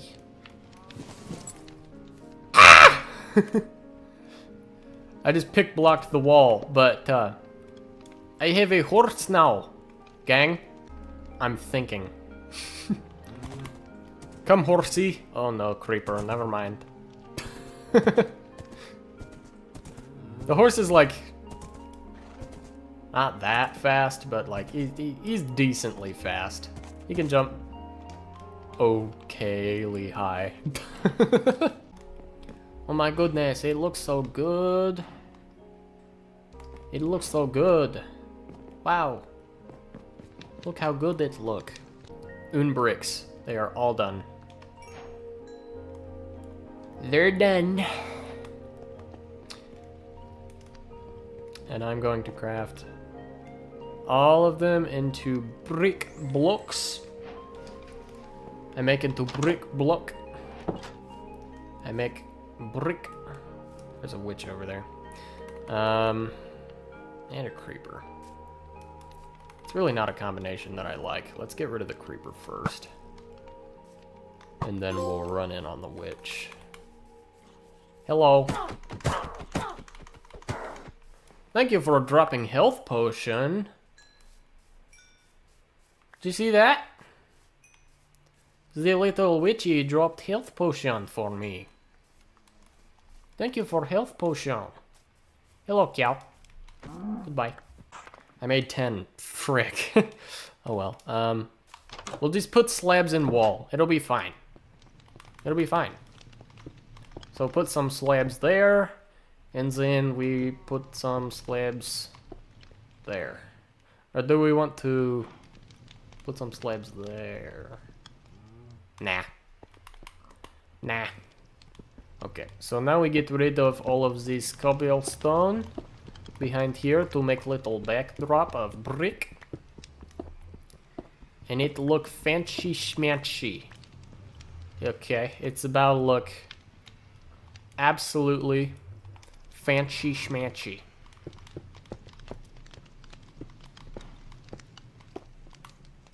And yeah, we can just like nothing happened. Like nothing ever happened. Oh, it looks so much better. Yay. It already look better. And I kind of changed my mind about these. I want these to be... Ow! I want those to be there. Yeah, I like that more. I like it more.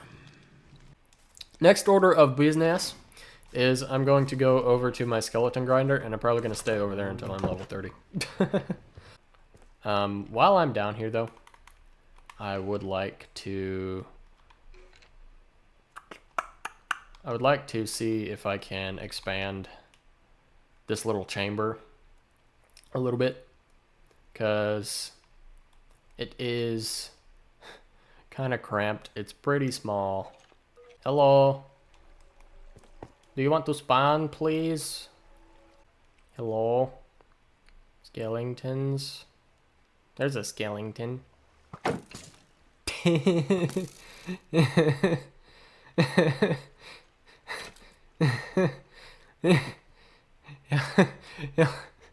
Hello, skeleton. Bye. Is this where I should camp? Should I just camp here? Also, it's days played says 49, and it's nighttime, which means we are about to hit the 50-day mark. So we are almost halfway done. We are about to be. I win at life. I win at life. First thing I'm gonna do is I'm going to go ahead and get that enchantment on this here sword. Look at all of the mobs. There are so many mobs. Oh my gosh. Kill them. Kill them. Kill. Ah! I swear, if I die to you nincompoops, I will be very sad. I will be very, very sad. Because I'm at the point where I've got quite a bit of time invested into this. Oh no. Oh no. I might actually die. Nope. Run.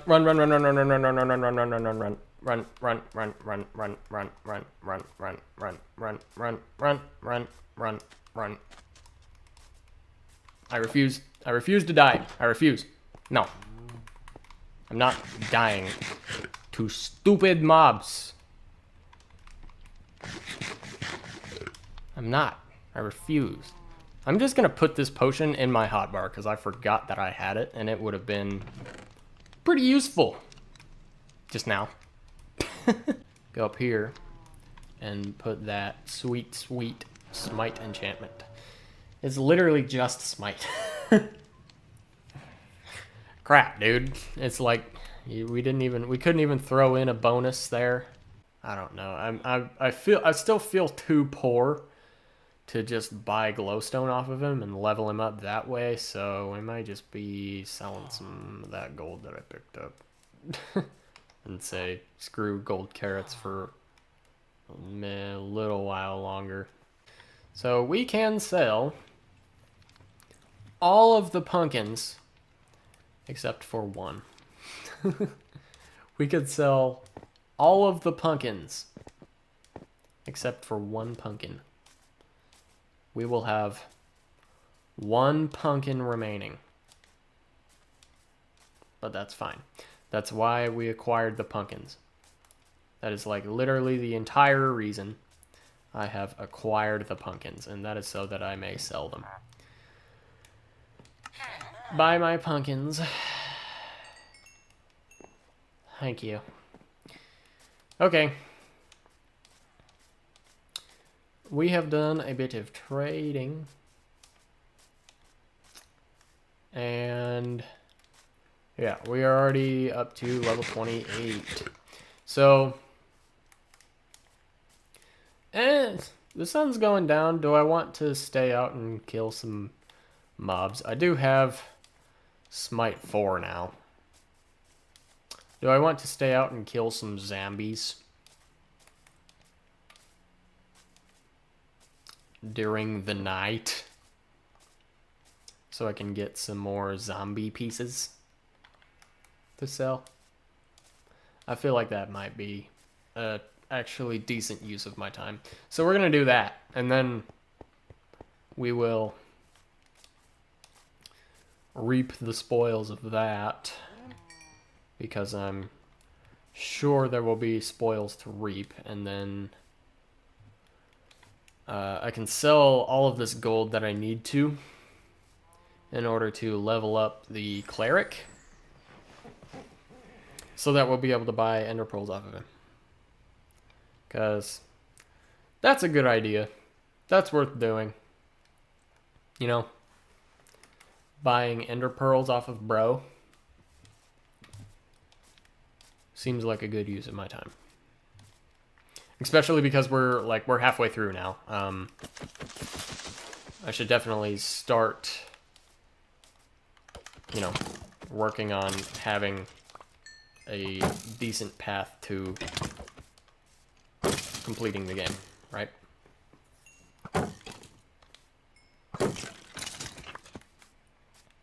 I'm appreciating the Smite 4 right now. Because I can kind of mow through skeletons now, which is cool.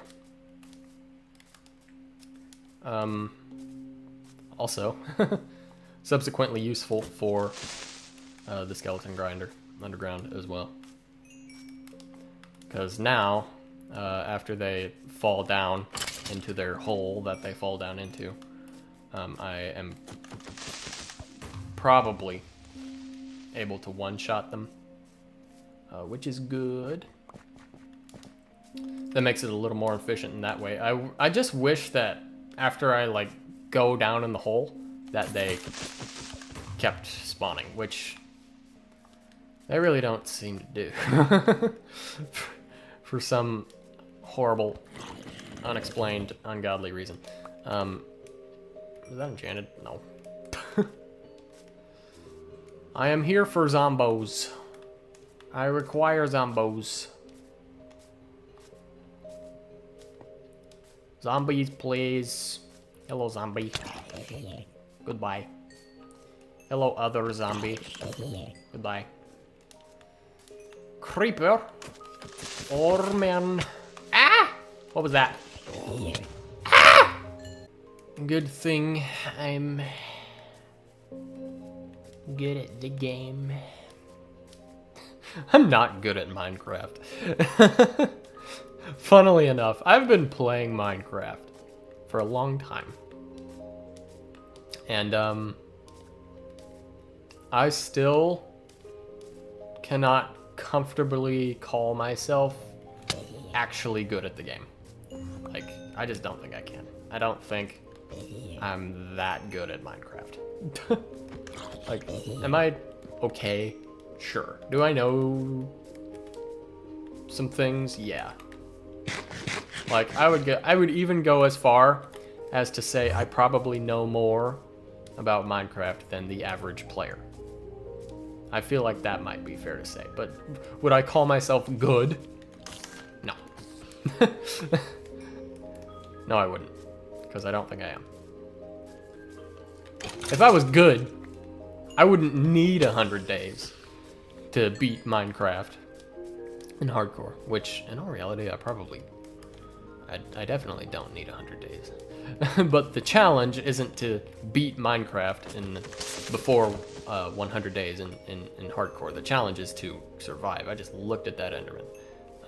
I don't think he cares though. Okay. You die. You die. No, you dead. Okay. I have hit level 30 again already. Let's go. When I started the 100 days, okay, yeah, you've been around for a while then. That's cool. That's good to know. We actually just hit day 50. If you look at the days counter. So we are halfway through this thing. Thank you for following the series up to this point. I am planning to stream the rest of it though. And when it's over, I'm probably going to conglomerate everything into one big video. There's that. I am going to enchant the pickaxe with Unbreaking 3 right now. Whoa.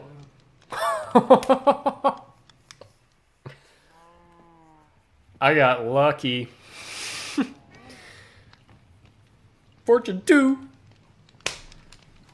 Okay, so yeah, all I need is something else with Fortune 2, like another diamond pickaxe or a book with Fortune 2. And I will be golden. I will be golden. I will have Fortune 3. Yeah, you heard that right. Fortune 3. Are you ready for Fortune 3? You gotta smash like for Fortune 3. Hi, not gonna sell you all of that. I just need to level you up. Awesome, so when we get a nether wart farm, and we have way too much nether wart, we'll be able to sell it to him for money. But we can also finally buy ender pearls from my guy, which is great. That's awesome. Monies. I made monies. Hello, woman. Hello, sir. Hello, woman. Hello, sir. Hello, woman. Hello, sir. Hello, woman. Hello, Hello, sir. I am streaming Minecraft. You are? Yeah. Oh. Yeah. Hi. Hello. Hello. Hello. Hello. Say hi to Tatum. What are you doing? I have acquired very close to Fortune 3 pickaxe. Oh, dang. So I have decided that I do not want to lose the pickaxe in question. Probably not. That would be So- quite stupid indeed, and I would make fun of you forever. Yes. I don't have an anvil. I need to make one. So that I I thought can. you did have one. Did I? I thought you did. I thought you made one in this world, but I could be thinking of our world, so. I might be totally wrong. You could let me know. Now I don't remember. I don't know. I don't think I did. Whatever. We will make anvil right now. I Sounds need good. block, and anvil. So that yes. Yes. Yes. Yes. We put this probably up here. Okay. Bonk. Okay, we take pickaxe. Yay. Nice. Also, he has smite 4. Dang, what have you been doing? Getting levels. Yeah. Also, I got horse. What's his name? It's very important he has I a don't name. know. You haven't named your Alright, horse? That's chat. so important. Chat gets to name the horse. Have you accomplished all you've wanted to accomplish today? I think I have. In fact, I've accomplished more than what I wanted to accomplish today. Nice. Because I wanted to accomplish that today. Yeah. I have ended up accomplishing this too. Great. And while I'm at it, I think, since I don't intend on any of my diamond stuff breaking ever, Yeah. might as well just do that right now. I think I am done now. What I would like to do is I would like to continue to grind for XP, literally the title of this stream. And a great way to do that is by utilizing the skeleton grinder. And I wish there was an easier way to get down there, so that's what I'm doing. I'm making an easier way to get down there. Are we nearing the other end of the hill here? I think we're starting to, because I'm seeing dirt. I think I want to use like a combination of stairs and slabs, more or less. Let's light up the general path. Elizabeth says good for 52 days. Yeah, I haven't died yet. Really hope that that does not jinx me. Ladder.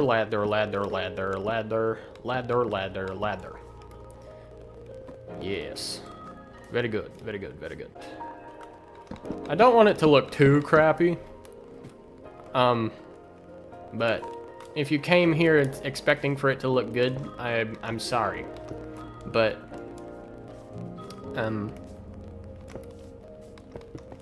it's just not. Okay, there we go. See, we have an excuse for a pathway, which is more than we had before. So, by that standard, I'd say we're doing great. Whatcha? Now, I kind of want to head up to the skeleton grinder, now that we've made our little, I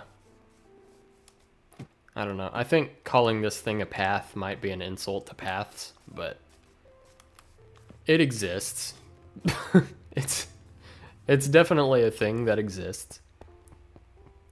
Are you going to use your ender pearl? I might if I have to. That's why I'm keeping it on me. The health potion and the ender pearl and the golden apple, I am keeping on me just in case. Honestly, really just because I would really hate to die, especially at this point. So I am going to keep things on me to make sure that I don't. Should I build a church to Bartholomew III? How blasphemous is that? If it's not too blasphemous, I might do it. Should I build a statue at least?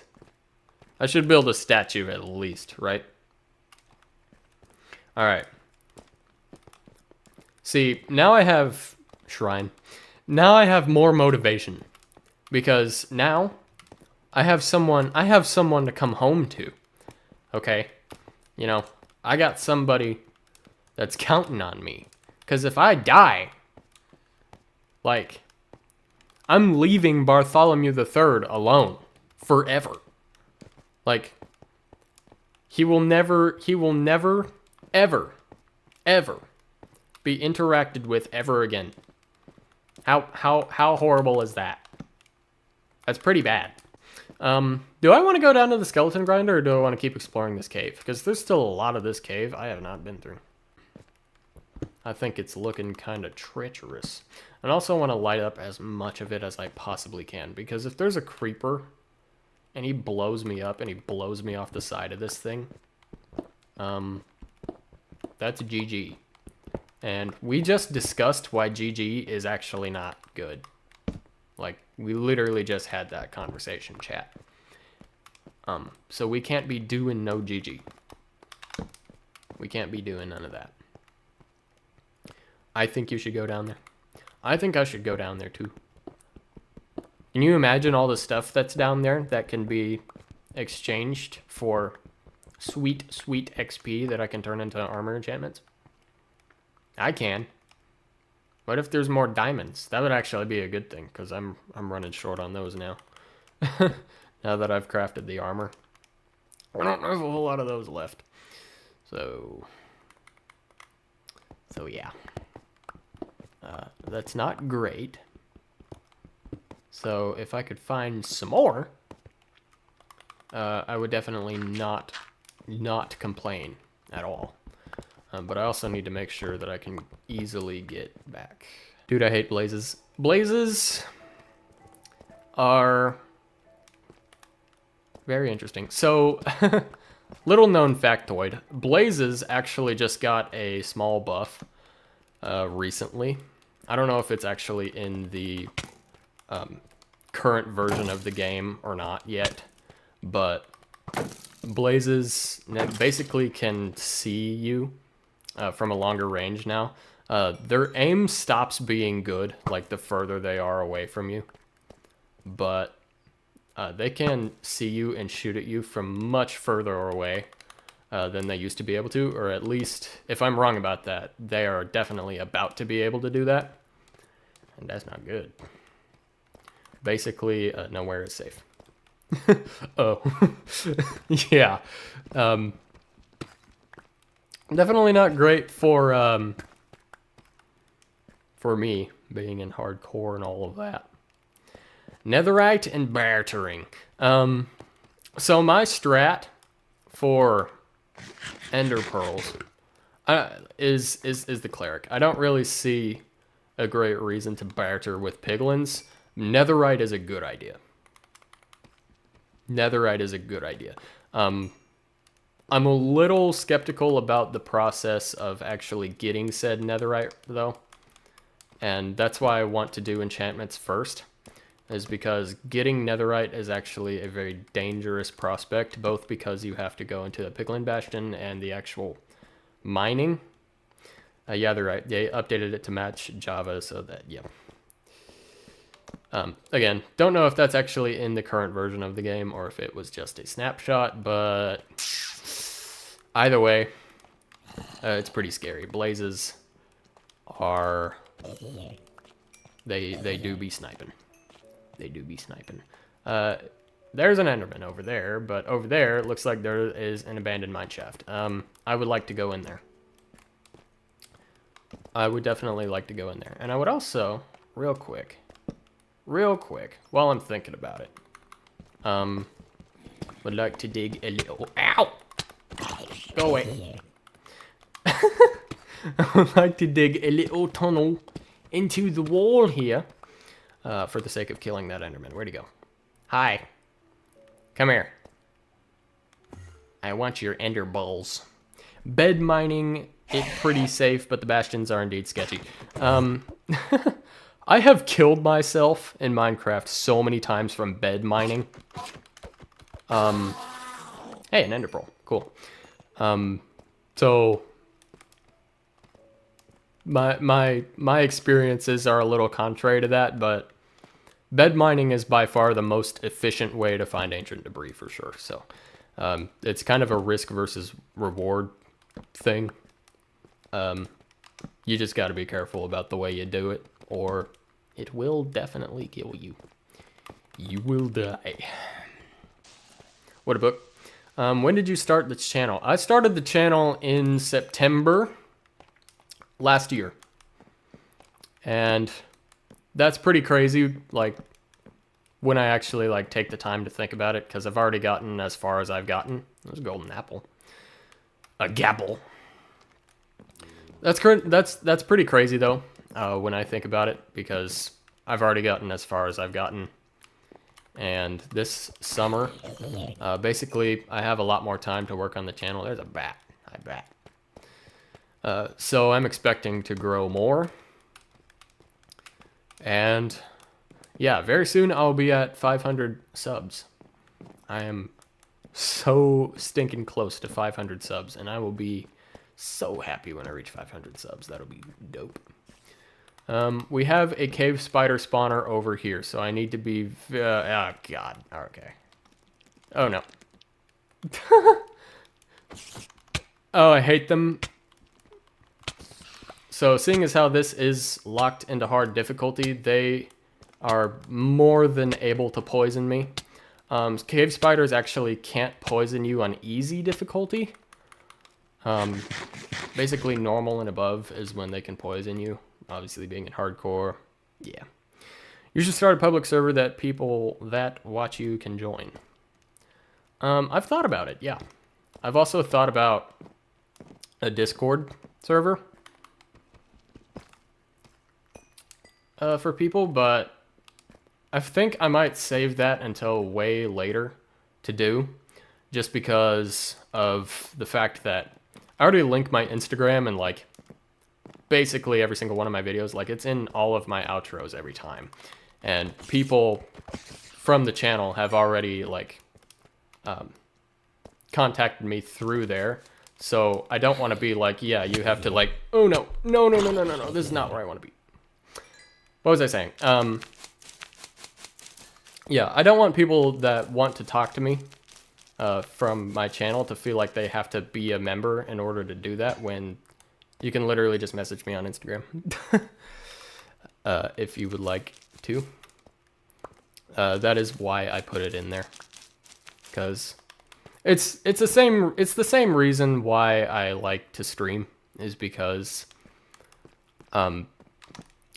y'all, like, take the time out of your day to watch me do stupid crap on the internet that I enjoy doing, and I would like to give back to that in some way. So, even just a friendly chat, I know a lot of people like. It's an authentic thing too. Like, with bigger YouTubers, like, if somebody clicks on a video from a bigger YouTuber, they're basically going to expect quality, like, every time, and they basically know they'll get it, right? Because they're already a big YouTuber. I mean, why would so many people subscribe to a crappy channel? Generally speaking, in most cases. But, like, with a smaller channel, you're taking a bit more of a risk, I guess.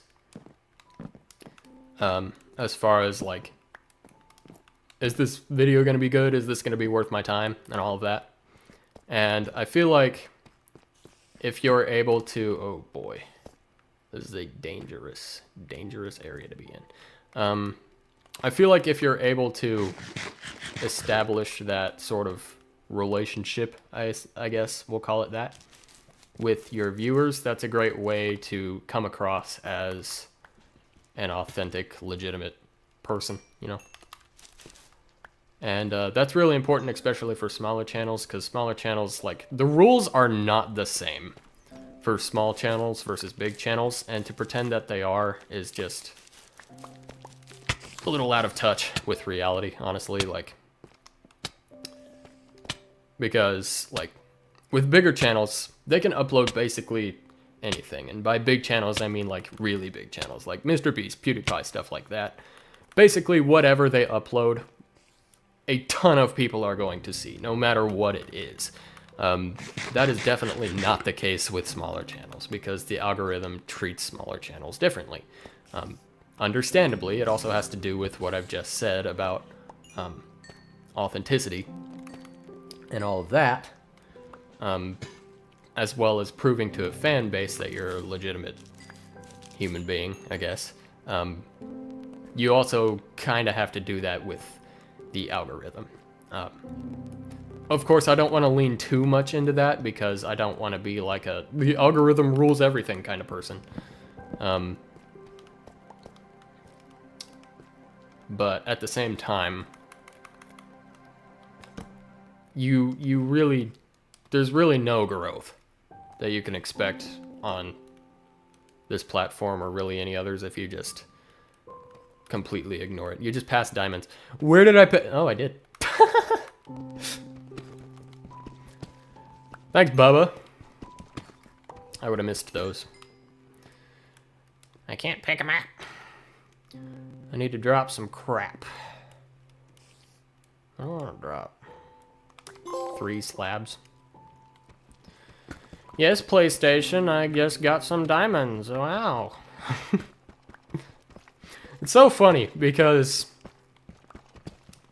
all the way up to this, like, very recently, obviously I've been playing Minecraft on not the PlayStation.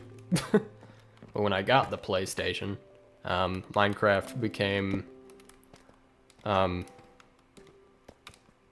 definitely better played on the PlayStation, so I just sort of naturally switched over to it. And the PlayStation kind of treated me like, oh wow, you're new to this game. Here's all the trophies you can unlock and stuff. So like the first time I opened my inventory, I wasn't even really thinking about it, and then it says, taking inventory. And I was like, oh yeah, that's gonna be a thing. Yeah, it was a thing. I just picked up more diamonds. 7 whole diamonds just from this trip alone. Are you a cave spider? Yeah. You need to die. I missed. Where are you going, bro? Where are you going, bro?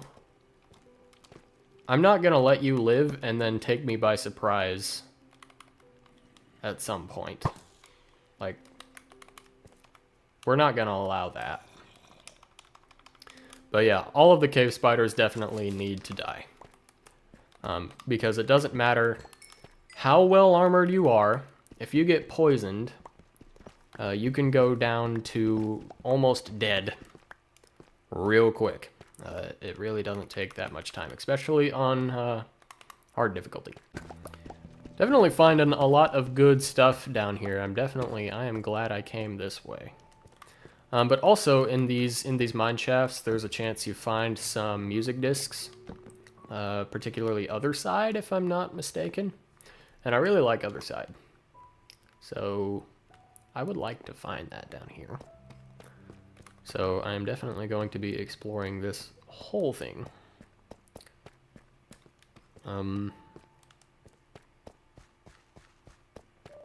Perhaps with the hope of finding some Other Side. That would be good. Other Side is one of the better discs. Rate Other Side out of 10. Yeah. That takes some thought, I think. I would give it an 8. 8 out of 10 for Other Side. Like,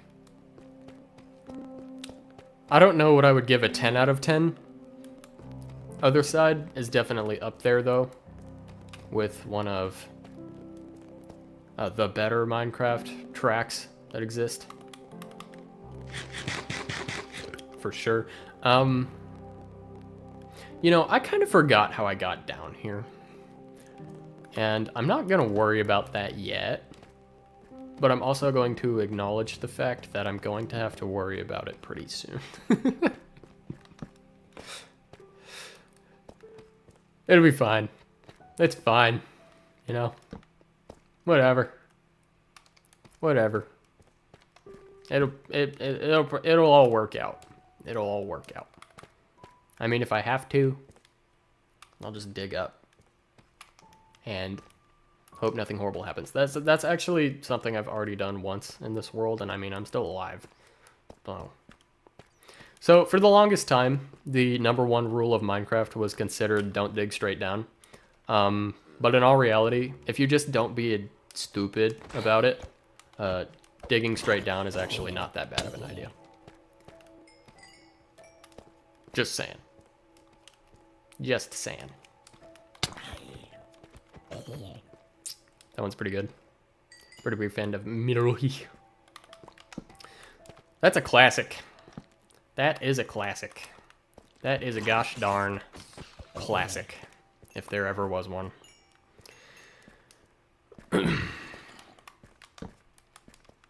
I like the trumpet. I like the trumpet too.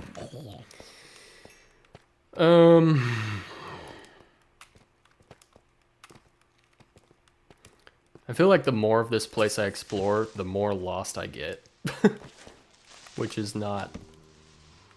That's not ideal.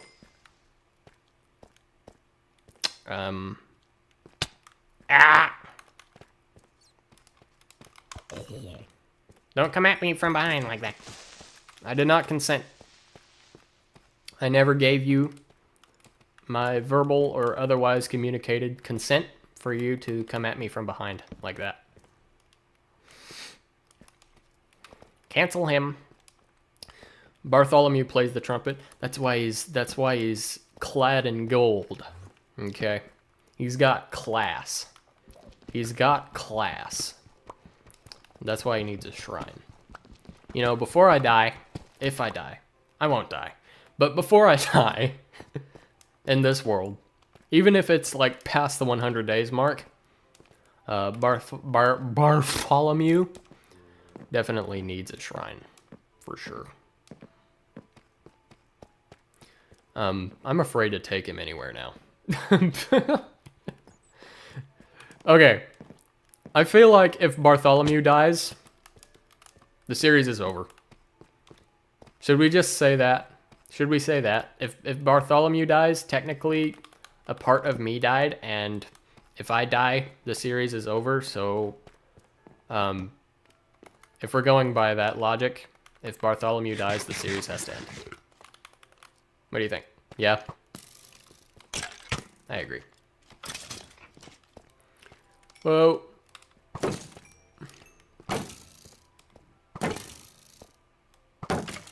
Blow him up. Blow him up. Ah. For sure. Slime, I want to kill it. I don't actually think I have any slime yet in this world. So, the slime needs to die. Okay. I'm not gonna waste my sword on the little slimes because the little slimes don't do any damage anyway. I want their balls. Yeah, it was back here. It was back here. Right? Yeah? Yeah. Although I did just go in a big circle. I feel like. Oh yeah, yeah, this looks familiar. Okay. I'm in the right spot.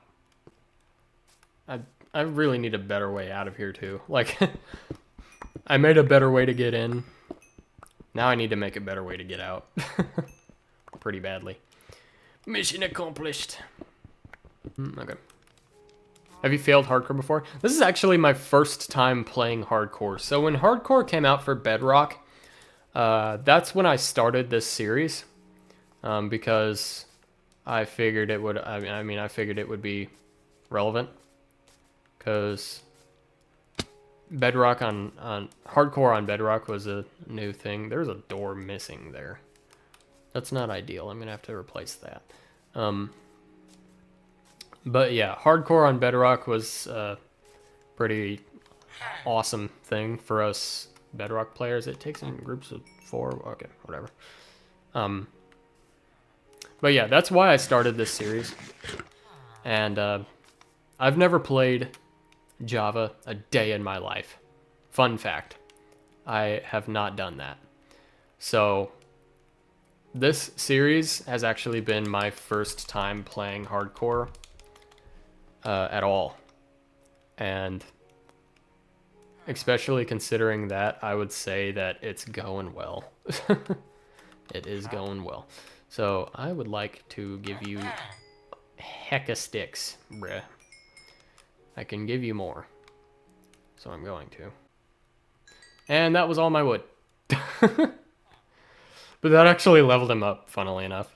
I actually have enough string to level this guy up again, I think, so I'm gonna quickly go grab that. Hi. Sorry to bother you, but like, buy stuff. Thanks. What is this power one?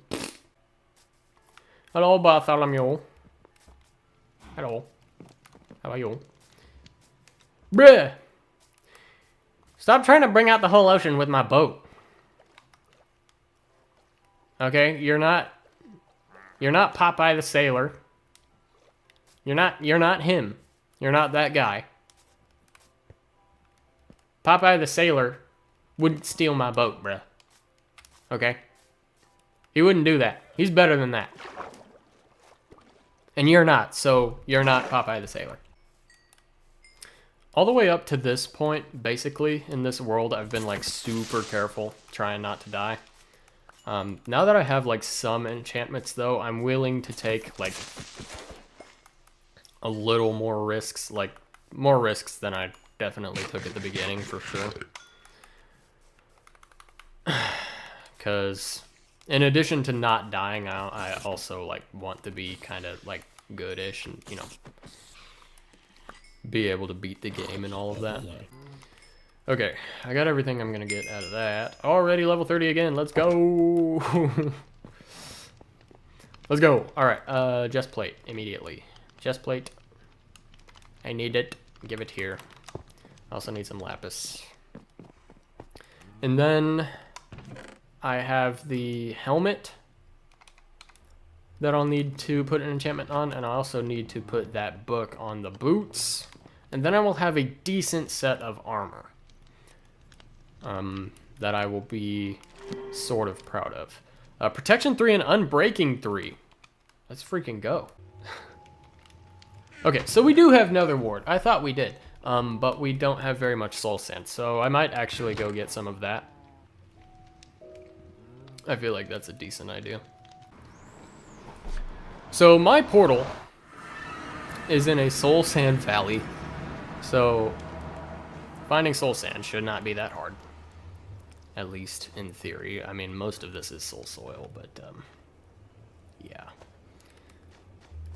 So run over here and very quickly pick this stuff up. I have 20 nether warts, so I would like to get, oh crap. Okay. I would like to get 20 soul sand, just a nice round 20. Boom. Easy, painless, and now I want to immediately run back in here. Okay, so where do I want this thing? I'm probably just gonna put it like right here for now. Like, it's gonna look very out of place, but I would like to start manufacturing nether wart. And for now, it'll get the job done. It will definitely get the job done. And getting the job done is good. That's what we want. That's what we want to do. We want to get the job done. So put all of this on here.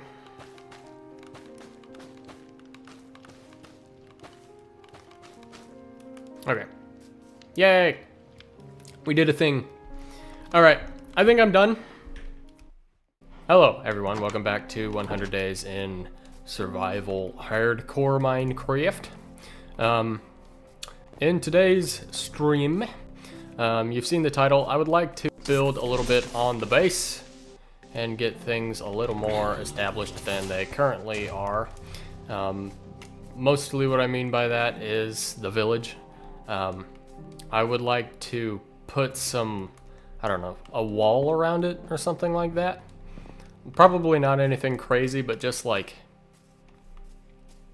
some kind of wall surrounding the village. Probably literally just like how you would imagine a cobblestone wall would be. But especially over on this end of things, like you can see how zombies can still pretty easily get in here. And that's obviously not ideal. And another thing I want to do is hopefully get my hands on a name tag. That would be pretty cool. Is it like a huge priority? Not really, but now we have Bartholomew III here. He could use a name tag, that's for sure. And I think I also would like to build some kind of stable for him to put him in, so he's not...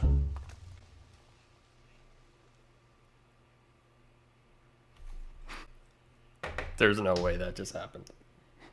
Are you kidding me? There's no way that that just happened. Dude. Oh my god. You know, look at him. Look at the disrespect. He's even putting on my armor and stuff too. You know, I thought that I was a little past the point of being able to get one shot by creepers. Oh man. I was wrong about that. Clearly. That's actually a really... What a horrible time to die too. Like, right at the beginning of a stream. Oh my gosh. Damn, dude. That sucks. I didn't think creepers could one-shot me if I had armor on. And like, you could see the armor I had. Like, I had enchanted iron. You would think that... I don't know. Apparently, I guess not, because hard difficulty and I was at... So that was the very anticlimactic conclusion to this series.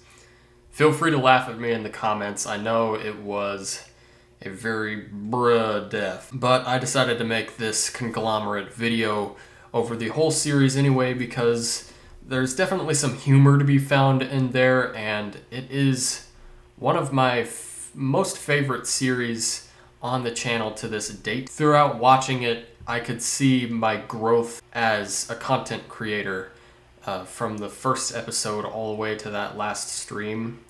Definitely to the last video. So thank you guys so much for watching.